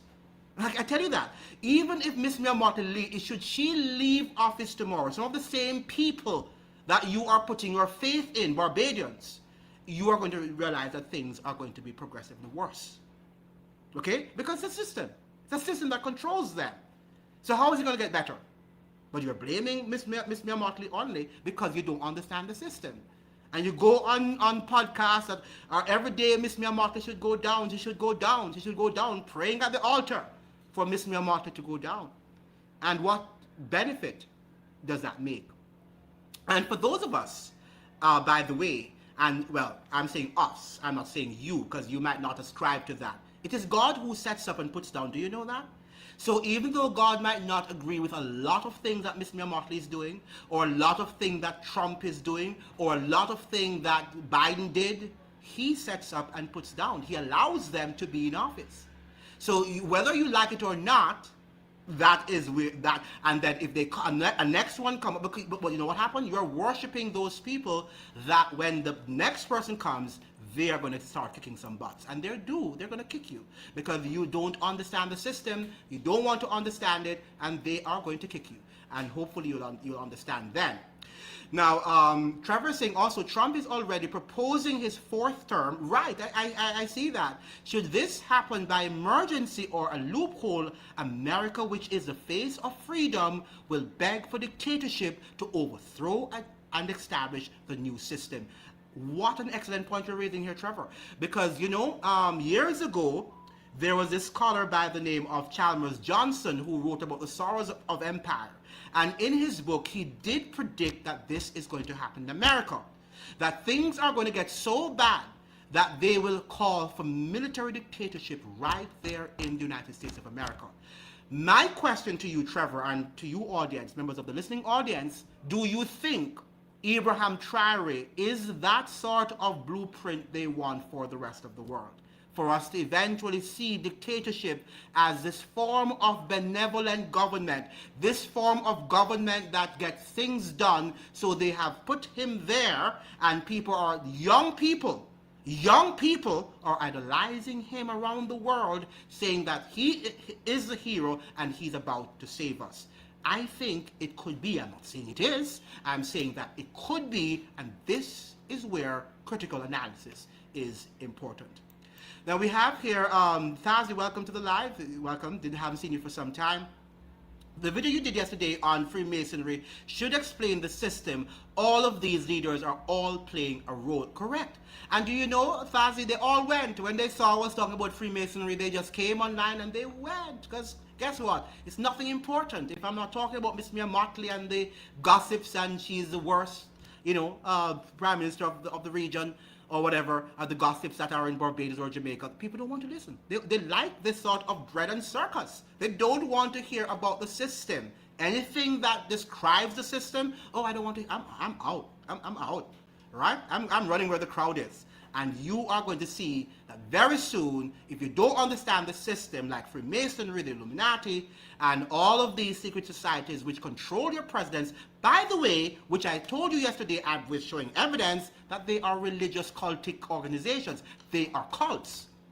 They are cults. And that's why they have now attracted your little minds, and you're adoring your prime ministers and presidents like that person is a cultic figure. Because that is what they want you to do. They're sensitizing you, they're desensitizing you to things that are normal, and what you want, you're crying out now because the system is not working. And you're not saying, why is the system not working? No, the system not working because of Trump. Oh, the system is not working because Miss Mia Motley is there. Oh, the system not working because Andrew Holness is there. And I'm telling you, that is not the reason why the system is not working. Yes, they might be contributing to a system that is dysfunctional, but they are not the reasons or the root cause of the problems that we are seeing in politics. And until you understand that, then things are not going to get better. So you can pray at the altar all you want to pray, things are not going to get better, and you can do all the voodoos that you want to do, are not going to get better until we fix the system. Now, he on his third term, don't fall for foolishness. He's on his well, you're right. Well, he is on his second term. Remember he lost the election in 2020, was it 20? So he's on his second term. Andrew, the difference, Trevor is saying, must be said. Many use God puts up and puts down to justify many evils. He allows it for purposes to be fulfilled. It doesn't mean that these people are divine. Correct. That's what I said. I said that he doesn't agree with what they do, but he allows it because he uses, if you read Romans 13, he says that when citizens don't behave themselves, and in Proverbs, if the people are evil, they get evil government. Lots of us get evil presidents and prime ministers because the people are evil. Do you know that? Your leaders reflect the pulse of the nation. Your leaders reflect the pulse of the nation. And that is why when you hear people who are not in politics like myself and all the podcasters that you're hearing, oh, and you're crying out what they're doing, you're decrying what they're doing. Yet if you should get an opportunity to get there, you do worse than they do. Why? Because you are like them. Do you know that? You might not necessarily be somebody to go and steal, okay, the money from the kitty, from the nation's purse, but you might have some other weakness that you you might be weak, and you might just listen to anything you hear anybody says, you just follow. You might not be a leader, right? So in that sense, yes, I'm not saying that God says he sets up in terms of setting up evil people. He allows them, his permissive will, so that the nation can wake up, right? Oftentimes, God sends the evil leaders that you want because people also elect them, right? And he allows them because the people's hearts are evil. So he allows them to carry on with their evil because God believes in freedom of choice and free will, okay? And that is what I mean by he sets up. In fact, if whatever they do, if it's not in God's will, they can't get there.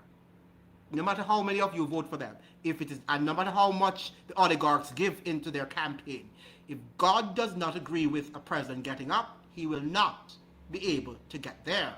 He can be as mighty as and has all the money in the world he can have. God is not going to allow him, and that is the whole thing. Not falling for it, but I noticed the talks and what they are gaslighting and signaling. Correct.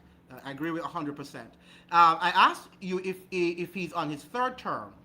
No, oh, you mean the third term to coming? Yeah. The third term. You're correct. It's not the fourth. It's the third. Yeah. You're correct. You're correct, Pedro. That if Trump should get the opportunity to go back to the presidency, it would be his third term. Yeah, I got what you're saying. Thazi is saying all things work together for good for those who love the Lord. So all things, whether good or evil, right? Not that God wants evil, but he permits it because of people's choice, right? Because of the choice we make. So if the populace is evil, you're going to get an evil president. Israel, the same thing happened. If you read the Bible right throughout, whenever Israel never did what God told them to do, they always, and they chose the leaders to some extent, they always get an evil leader, right? Because that's what they want. And even when that leader kicks them and beats them up, why is it that we're, when we think about it, we're slaves, we're slaves as human beings. Why is it that people have to use, even your politicians, why is it that people have to use the whip for you to get things done? People, if you don't put fear, the fear of God in you, people don't get things done.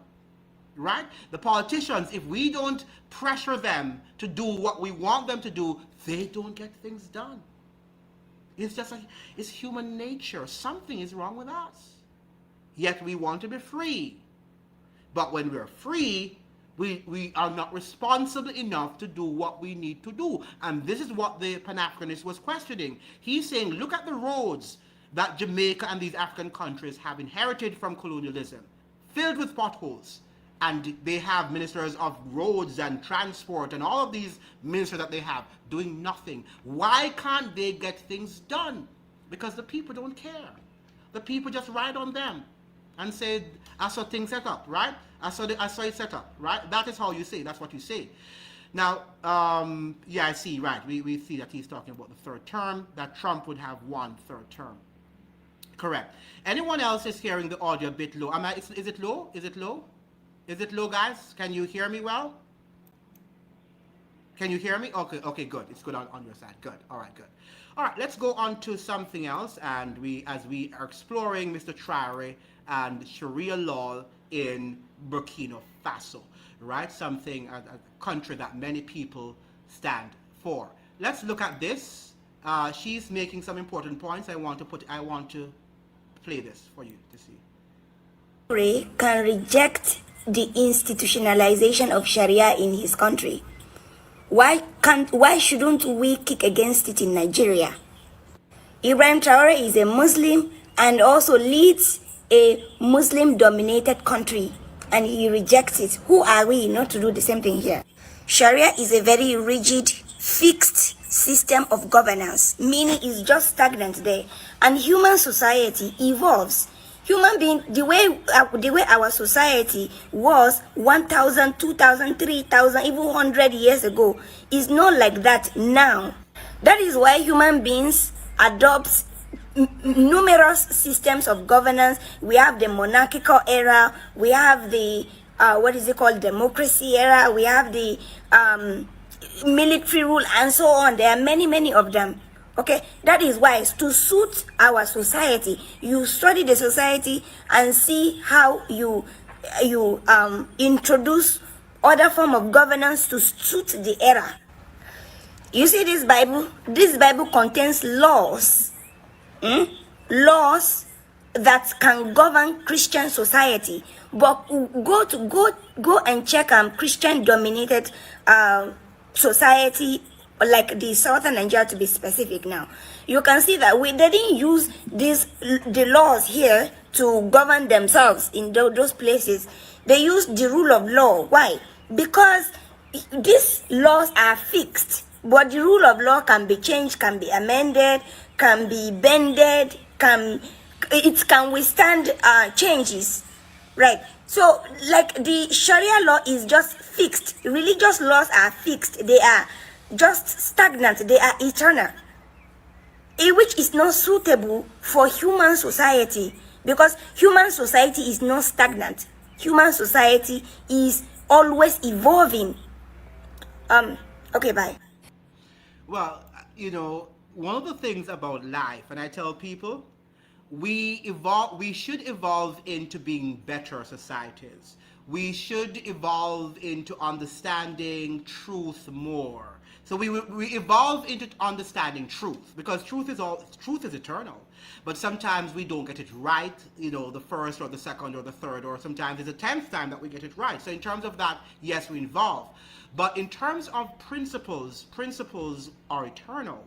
And that is what we have to understand. So the fact that stealing was wrong yesterday does not mean that stealing is wrong, should be wrong tomorrow. Stealing is wrong, and it's wrong in any society. The fact that I kill, right, or killing was wrong or right or whatever yesterday does not mean that it should change tomorrow. So there are certain principles that we live with that should be eternal. We were looking at the whole matter of marriage, and she's right. In some societies, it's okay to have many wives, right? In some African societies, and maybe in some other societies, you can have multiple wives, but in the Western world, it's not permitted. And what I find with our people, we're hypocritical. I am not Christian and I hate religion. At the same time, when as I told you, if somebody should take away your man, you cry and you want to kill the person, or you want to go to the law with the person, right? Why not? So, it's human nature. So let the person have multiple women and take away your wife or your husband, right? Nothing's wrong with that. That is coming from Christian principles. So there are some things that I don't think by nature we are going to, because of the values that we have inherited over centuries, that we are going to give that up anytime soon, right? Are we? That's my question. That's my little, thing on the thing. What do you think?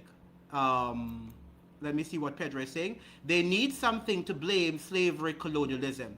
They're really not blaming colonialism. Well, they're blaming it because they don't have any solution to the economic problems, right? And they don't want to tell you that they don't have any solutions.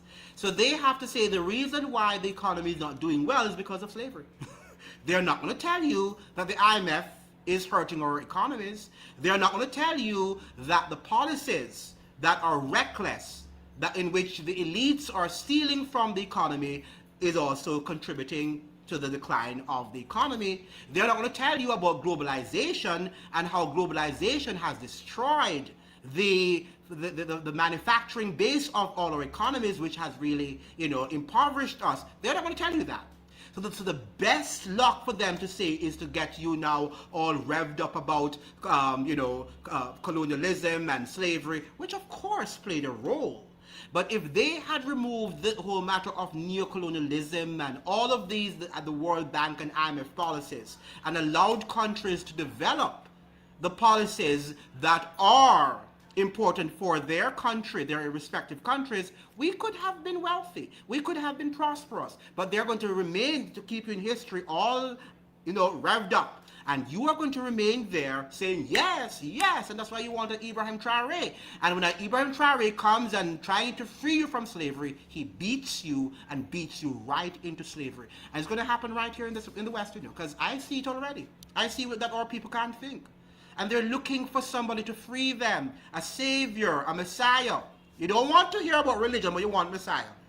Isn't it very crazy too? You don't want to talk about Christ and what Christ did, because that's something that is beneath me. Oh, I don't want to hear about that. But you want to hear about Obama, and you want to hear about, all of these celebrities, and you worship them, right? You worship them. And you're saying that it's stupid to worship a supernatural being. Are you crazy? And then we have WHZ saying that Sharia was designed to enslave Africans just like the Bible was used. Now, do you think the Bible was used to enslave people? Oh, you mean in terms of the WHZ, are you saying that it was the interpretation of the Sharia law, or are you saying that the law in itself properly applied? I don't know. I've never read the Sharia law, so I can't really say much about it. Right? And I think that I can't say that they said this or they said that. So I have to be truthful to you about that. I've read the Ten Commandments multiple times, and I don't, on the Bible too, I don't see where that would be enslaving. What I see would enslave people is if they use the first four of the Decalogue, right? And to say talk about, worshiping God and thou shalt not have any other gods before me. Those are not for society. That is for your relationship with God. But the 6 to 10 are the ones that talk about our relationship with other human beings. Thou shalt not kill, thou shalt not commit adultery, thou shalt not be covetous, and all of these things, which are actually helping society and freeing us. Because if we don't have those laws, then we are going to be enslaved. Right? That is what, because laws can enslave, and laws also help to free us. Trevor saying all of these talking points are just educated distractions, while globalism, correct, globalism continues to push these narratives and liberate the desperate people. You're correct. They know they don't have an excuse for why the economy, well, they know they have the excuses, but they don't want to tell you. Because if they tell you, you're going to take them out of office. You're going to say, get out. right? Get out of office, right? But so they have to tell you about, oh yeah, it's your brother, racism. You know, that white lady there, she's racist against you, or yeah, colonialism. And I'm not saying that these are not realities too, and we need to have that conversation. But I think we are having too much of that conversation, and we're not having the conversation about the systems of power and how these powerful people and their policies control our current world and destroying it. Each time so-called blacks are led into a new part of global agenda and system, another black is the one to do it. Right, and you know, one of the things too, black Americans and black people in general will have opportunities, and they will not take advantage of their opportunities. And then they say, oh, it's a white man, it's a white man. Okay, get up and start doing something for yourself and stop talking about the white man. Do your best. Do your best that you can do, but you can't sit down every day and talk about what the white man is doing. And that is what they have trained young black minds to do, particularly males. That the problem is not me, even though the system is against us. Don't get me wrong, I understand that, the system is against black men and all of that, but we can't sit down and mope and groan over that all day long and not try to do the best we can under that system, because nobody's going to please us and the world is not fair. And don't let anybody fool you that this world is going to become equal and people are going to live in this utopia. The same thing you say about religion. Oh, don't talk about heaven and Christ remaking a world that is better. Don't talk about that. But talk about human beings being able to do that. And we have spent how many centuries trying to do that, and we have not been able to do that. The Sharia is only applied in Africa, okay? Not even those Arabs follow Sharia. I got you. So what are the people studying WHZ? What are they studying in Saudi Arabia? In Saudi Arabia rather, you're saying that it's not practiced, it's not applied in other countries. But that's what he's saying. He's kicking back against those students in Saudi Arabia who are actually studying the Sharia law. So are they teaching them to be applied in Africa? So we have Pedro de Montes. Animal farm is a manual they use. I'm out. Yeah, you're correct. It's a manual. It is.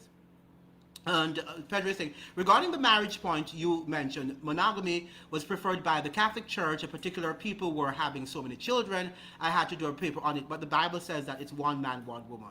So whether the Catholic Church or whatever, it's the Bible, the principle of the Bible. If outside of the Bible, because the Protestant churches follow the Bible, not Roman Catholicism and what the Roman Catholic Church says. The Roman Catholic Church is not a Christian organization, by the way. It's a pagan institution wearing the garb of a Christian sort of institution. But the Bible, the biblical principles, the Bible is only where you get the principle of marriage, right? Outside of that, you don't have to be married. Why not just shack up? And I was saying, you have your king and your queen. The Bible is the only book that encourages people to have you're joining a man and a wife, a man and a woman together, right? That's the only book that just one man, one woman. In many other parts of the world, you are free to have as many lovers, as you want to do. And outside of wedlock, you can just do it because it's permitted. So that's a biblical, it's a biblical injunction. Yeah, okay, good. I see. Some of the talk like that, not everybody. Some of them talk, okay, I see what you're saying. And then we have, in Saudi Arabia, they study science, technology, and business. Yeah, but that's what the people who are studying, well, I don't know, but Ibrahim Traoré, WHZ, is claiming that there are hundreds of students, Burkinabés in Saudi Arabia who are studying Sharia law, and he's telling them that he does not want them to do that. He wants them, that's what he's saying. He's actually saying that he wants them to study science, technology, and business, to come back, to return to Burkina Faso so that they can apply their skills to the development of the country. So, but the fact is that we're getting the impression that in Saudi Arabia, they do teach Sharia laws. I don't know. So I would, that is what the impression I'm getting. Yes, the institution was taken from the Bible. Yes, yeah, that's where it came from. That's what I'm saying. I'm not saying people should subscribe. What I'm looking at is the hypocrisy. If you don't like the Bible, if you don't want to live under the, of any spirituality, then go and shack up and do whatever you want to do. But because and don't feel any way about it. But I guess some people are going to say, well, if I do that, then I'm going to lose money because this woman is going to say this, and because they're going to claim money and all that stuff. I can understand that, but don't think that it is because it is wrong, right? In your side, it is wrong in my side, but it should be wrong in your side if you do not want to live under the teachings of the Bible, right? And under any sort of spirituality. Then do whatever you want to do and kill, and if somebody kills your neighbor, nothing should be wrong with it, should it? Or is it the law? Or because it's the law of the land. I got you. Yes, that is what they should study, not Sharia. Right, that's what he's saying, but he's saying that they're actually studying Sharia law in Saudi Arabia. Yes, and Stephen is saying, don't focus so much on religion, educate yourself first. Well, the fact of the matter, religion is education. It's a part of the education, because the same thing remember we say that there are three institutions that govern the world, the society, any healthy society. You have the home. So are you saying, Steve, we shouldn't study about the home? You must study it even before you go to school. In fact, the home is the first education, the first school before you get to the school system. In the school system, it should be your first education center, right? So that is very important. Religion, because that is how you came, where you came from, and where you're going. You need to have that worldview. And education, the broader education, should combine all of these three, right? So education is not something that is separate from religion, because religious education is education. Just like scientific education is education. Philosophy is education. And that's why, the United States could learn a lot from the Caribbean, because in the Caribbean, the education system, you have a part of the curriculum. You have religious education. And that religious education actually teaches you what? It teaches you Muslim, Islam. It's not geared towards only Christianity in the Caribbean. We do have religious studies where people study Hinduism and the world religions, because it should be it's a part of the world, and people have different worldviews. Remember now, the Western society is the only society in which they separated religion from the state. I repeat that. It is in America, more specific, not the West, because Europe didn't separate it. It is in the United States, the only country in the world in history in which religion by law, not that they don't use it, but by law, says the church should be separate from the state. Throughout history, whether it's in Africa, the Middle East, Asia, they've all used religion. And one of these days, we're going to look at China. People are thinking that the Chinese are not religious. But we're going to come to China one of these days and look at the fact that every human being on the earth is religious, or has some religion. They might not be carrying it, wear it on their shoulders as some do, and they might not be as popular as some are, but they are. You must understand that, because all of these things formulate our perspective, whether you believe in astrology, right, or whatever you believe in, demonology, in aliens, whatever you believe in, it's a religion. So yes, religion is a form of education. What we should not follow, as Stephen is saying, is a blind religion, which is a form of cult. And neither should we impose our religion, or economics, or science onto any man, or politics. Even our politics, what politician you vote for. We do that too in the Caribbean, right? Oh, why did you vote for the Republican? And you don't even talk to that person. That is also another form of secular religion. Politics has morphed also now into a form of secular religion. So should we not study politics? Yes, we should. But we should study politics to be educated and not to follow a blind form of politics. The same thing for religion.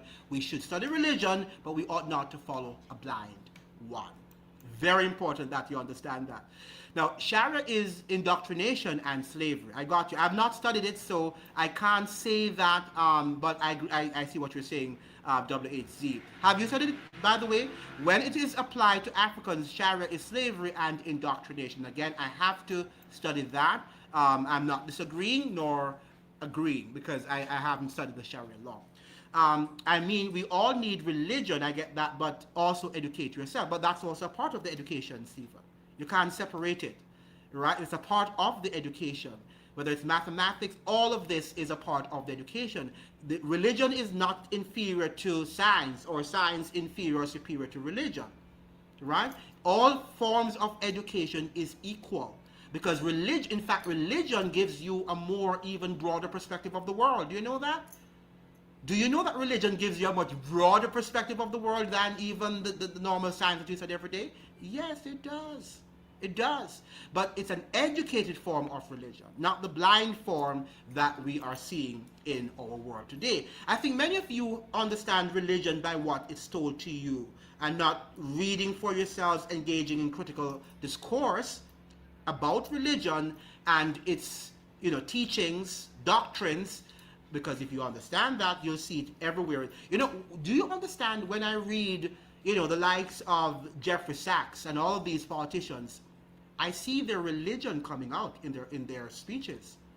They can't help it, So even though America separates church from state, listen to the speeches, right? It's what? It's riddled with religion. Whether it is Democrats who say that they're not religious, or it's Republicans who say that they are, just read the speeches. And you see all of the imageries, the religious imageries coming out. Because it is what it is. It forms their worldview. Why do you think the United States is engaged in wars? Because of a false religion.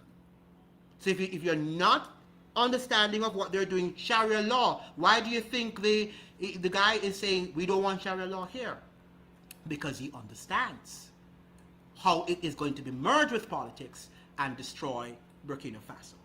So we have to know about religion. In fact, if people who say that they're non-religious, they're very limited. They're very limited. I won't tell them that they should fall because that's not my place, right? But in talking to them, I have spoken to many, they're very, very limited and narrow in their perspective. Okay? An intelligent, educated form of religion is something that you want your children, if you have children, to have. They must. And I'm saying what type of religion they should have. Because if not, they're going to be very limited, very depressed too, because they won't have any worldview, no faith, and they think that life is just where it is, and this is, why are the politicians doing what they're doing? If you don't have any faith. What are you going to rest your faith on? On a system that is crumbling? Right? So we have to now understand that. Okay, so we have the Sharia. The Sharia breeds a lot of extremism. Right, that's what he's saying, that the Sharia laws do breed a lot of extremism, and that's what he's saying. Yeah, that's what they tell you, but you all know it's not. We have religion and politics go hand in hand, especially in the north too. In the north too. Let me read you this. Stephen. All right. Many people are not seeing that what you see is not necessarily what is. We have to look beyond what we're seeing, because there are lots of things happening that are filled with lots of deception. Right? It's like the other day, Biden's son. What's his name again? Biden's son. What's his name? The guy there in Biden's son, Joseph Biden's son. He was on a platform the other day saying that there are many underground homosexuals in the Republican Party. And he said that you won't see them. You won't see them at all, but they're there. And you think the Republican Party is the party that speaks against, sexual immorality and all of that. But he's saying a lot of them are in the Republican Party. So don't just see what they're doing, because there are lots of things behind the scenes. But this is from the Pew Research. It says that faith on the hill. On where? The Hill. Right? And this is in Washington, D.C. When the U.S. Congress convenes for its 119th session on January 3rd, it will have marginally fewer Christians than it did in the previous session. That's 2023-2025, continuing a gradual 2-year decline. Christians will make up 80% of voting members in the Senate and the House of Representatives combined. So what we're seeing here, look at this. Look at the whole matter of this is your Congress in the United States. This is in the United States, and you're talking about the North and the South. Jewish, Muslim, Hindu, Unitarian, all of that, but the Christian, of course, the Christian faith is dominant, right? So what we're seeing here, so you have a diversity, a pluralism of religious faith in U.S. Congress. And what they're saying, Stephen, they're saying that the politicians are more religious, whether in the North or the South, are more religious than the population. And what I'm telling you, what they've done, they're now indoctrinating people to join things like the Freemasonry, or sports, which is a religion too, right? Or the music world, which is also a form of religion. We want to look at music one of these days and see how music is tied up with that sort of spirituality that they're seeking to spread throughout the world. So religion encompasses everything that we do. It's just that in the West, people no longer understand it. They think it's just going to church and singing hallelujah and not understanding what you're talking about. But religion is much more, it's broader and much more nuanced than people are viewing it in the West. And that's also because of a miseducation. So when we say education, or education system is not educating us, and one of the reasons why it's not educating us is because we have lost confidence in what we call faith, in spirituality, and people are just thinking we're living in a materialistic world, and the materialistic world is going to get us a better understanding, a better grasp of the world in which we live, and it is not. Because if the power elites are religious and are in cults like Freemasonry, the Illuminati, then come on, how are you going to understand what they're doing if you're not religious? You tell me, because they are. There you go, a lot of people don't read for themselves. Yeah, and that is the whole matter of the fact that we have to read. A prime example of false religion, watch the Lindsey Graham funeral. Yeah, well, that is not, the whole United States of America and its government is false religion. That's what we're saying. That what we're seeing in the United States today is a false religion. Okay? But it does not mean, therefore, that religion is not important. The same thing with science. Not because, we're seeing that science is not doing what it should be doing now and healing people, and lots of people are more unhealthy than they were in yesteryear. It means, therefore, that science is still not necessary. But true science is still necessary. Just like true religion serves its purpose. What we're seeing now, can you imagine if people should say tomorrow, we don't want science anymore? Oh, we don't want technology anymore, even though we know technology is doing some terrible things to destroy our world, right? In the same, and organized religion and false religion is doing some terrible things to destroy the world, but it's still good religion, healthy religion is still necessary. And without it, we can't have a healthy society or healthy minds. Trevor is saying it is no different than Socrates, etc., discussing ethics, morals, philosophy, governance, and if you know the history, you knew what happened to him because he spoke about things not so fit to talk about. Correct. So we have to have these discussions because without religion, there's no morality, and people can do whatever they want to do. All right? Without true religion, we're not going to have morality. And if morality goes out of the conversation, you and I have no reason to judge our politicians and say they're stealing or they're doing what we don't want them to do. Do you know that Freemasonry tells them that they can do whatever they want to do in their own, just to uplift them for the good of Freemasonry? The end justifies the means. So if you lie because you have to lie for the elites, then that's good, right?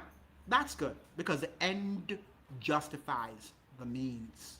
So my appeal to you today is not to listen to people, not to follow the crowd and let people tell you that religion is not important, right? Because it is important. Just like science is important, just like, any other philosophy is important, but it is healthy, good religion and good science that is healthy, not the one that is false and people just tell you and you just go and sit down. You have to what? If somebody tells you something about the Bible, read it for yourselves. Read the Bible, the entire Bible for yourselves, not one verse. Read the Bible and have a total study of it, not reading it just by reading it, because reading it alone won't help you. It's studying it and applying its principles to your life. If you do that, you're going to see a difference. The Bible was not made to just be read, it was lived to be lived. It's a lived experience. And that is what science is no longer a lived experience. They tell us about health, and then when we look at our health, where is it? In the gutters. Okay?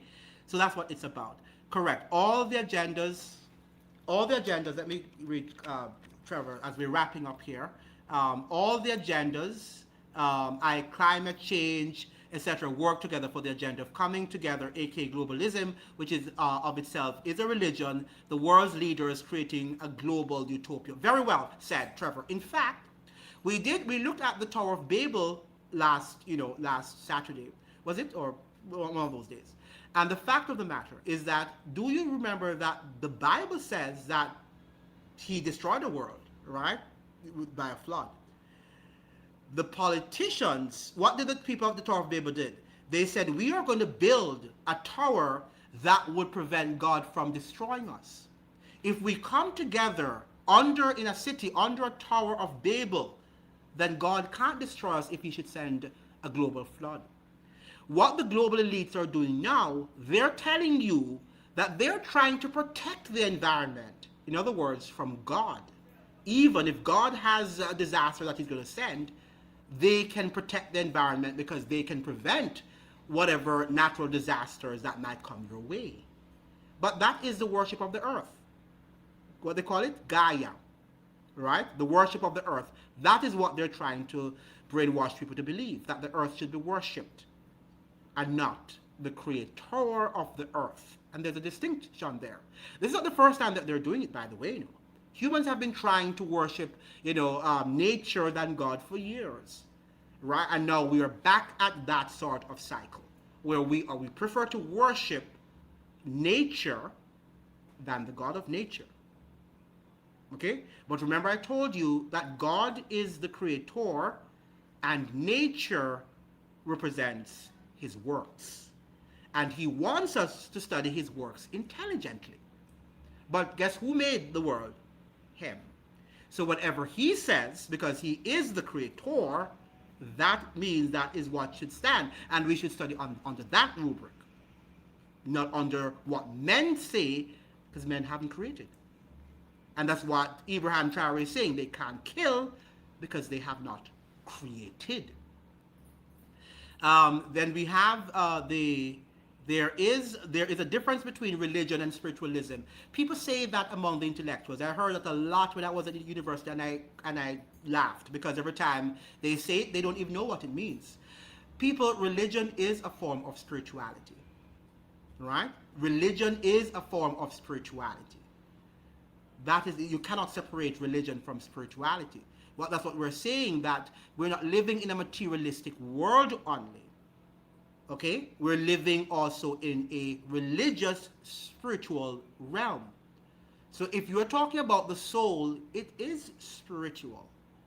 And many African nations, many of these African Americans who talk about spiritualism, they're into idol worship, they're in Freemasonry, they're into the occult, right? They're into voodoo, and many of these black and white magic, and they're talking about those are religions. Do you know that? Voodoo is a religion, but they like so they're telling you now that it's not a religion; it's just a form of spirituality.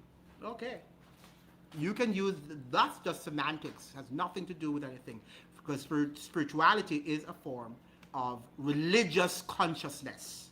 Let us put it that way. Spirituality is having religious consciousness, whether it's false or it is true.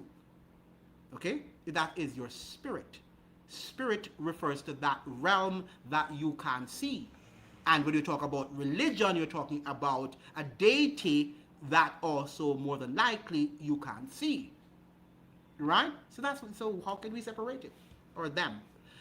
But be careful, Freemasonry and the global agenda of coexist and much more and more push we can all live together in peace created by man. We all know that that's not achievable unless people accept anything and everything. But that's coming from the devil.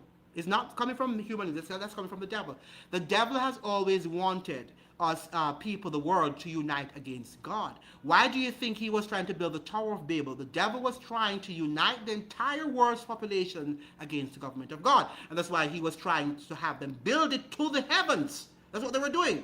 They were building this, these men were giants at the time, and they were building this tower to the heavens, where they wanted now to get out, and the devil would have marshaled them into a war against the Creator. And that's the same thing they're doing now in the world. They want to fight against God. Why do you think Elon Musk wants to go to other planets? And the people, Bill Gates, they're telling us about going to Jupiter or another planet, and according to them, we can't survive alone on this planet. So we need to go to other planets. So this is a Luciferian agenda. It's not a man-made agenda. It is a Luciferian agenda being implemented, of course, by humans, because those are the people we can see. Now, Buddhism, Trevor is saying, for example, and even watered down Christianity accept this, or which people view as tolerable. Well, I'm not seeing this, what you're writing here today. As tolerable. What's happening to my thing here? Okay. Yeah, where am I? Something's about, okay, yeah, I'm here now. Yes, accept this, or which people view as tolerable, the loaded word used to accept the LGBTQ, right? Whatever, all those letters a few years ago. Absolutely. All of the religions are watered down. All of the religions, according to politics, and even the church too, is watered down. But you have to what? Because people have to be very diplomatic in their conversations, and if you talk about things, you're going to hurt their feelings, and you're imposing your religion on them. Even though I can actually be able to talk about my religion without imposing it upon you, right? Talking about, and that's what many people, they leave. As soon as I open my mouth and say religion, people, I notice people, they're gone. Why? They think you're imposing it upon them. But you should be able to come here and talk about your willingness to take a vaccine or whatever scientific ideology you subscribe to, and for us to have a debate. That is what healthy intellect is all about. But we're no longer living in a world of intellectualism. We're no longer living in that world. We're living in a world where people just have this one idea, think that this is the way the world should run, and I don't want to hear your perspective because I have the right one. Right? But this is where we come to have a debate. And without having that debate, then your eyes are not going to be open that there is another perspective that you might have to look at. The New World Order, right? It's a New World Order. It's the same Tower of Babel. That's why I titled it The New Tower of Babel, because that is the new religion that people are now subscribing to. Freemasonry is a religion. Sports is a religion. When you say you have idols and your stars in Hollywood, one of these, we should talk about Hollywood and how that is a religious entity unto itself. And many people are fooled, and they're thinking, no, I'm educated, so I don't need to talk about religion. When it's the opposite. If you are educated and you have true education, you have to talk about religion, because you cannot escape the fact that morality still binds our world and should govern our world, because, and I'm saying true morality, uplifting morality, outside of spirituality or religion, there is no morality. Because who, as I'm saying, says that you should not lie? Who says that? Why can't I lie? Why can't I kill? And that is what the guy was saying. If you kill, you have no right, because you did not create. Okay, that's what Ibrahim Traoré was saying. So let's not begin now. Why isn't same-sex marriage correct? It's the Bible. It's religion. Right? That is religion. Okay? But there is an element in religion that you have to impose. Why? Because they just say you have same-sex marriages for everybody, and the majority of people are, then what's going to happen? You won't have procreation. The world is not going to procreate. So there are some laws that are necessary to impose, but not under the realm of religion. You have taken them from religion, yes, but you're saying that these are healthy laws that are universal.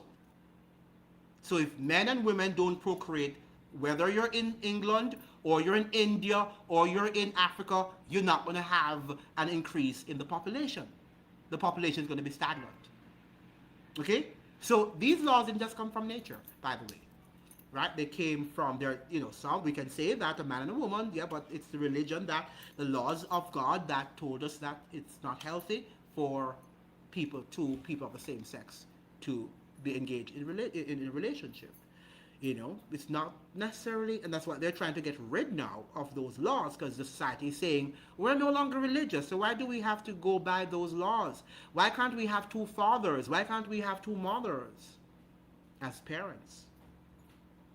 Now, having done that, when are they going to say it's okay to kill your neighbor if you see something that he has and you're more powerful? It's okay to unalive that person. What when they say that? What are you going to say? What are you going to do? Because you won't have any other thing to say, society has made that law. Because the only thing, that reason why you haven't had, like same-sex marriages and all the things, become normal in the West is because the people of religion push back. Outside of that, there's no pushback, is there? Thank you so much for joining. This was a very important discourse. Don't close your minds down to things. This is the discourse we need to have, because we're not here to impose our doctrines or anything on people. We're here for people to think, to just think another way, that religion is not your enemy, economics is not your enemy, capitalism is not your enemy. These are only tools, but used the wrong way, they can become your enemy. Thank you so much for joining.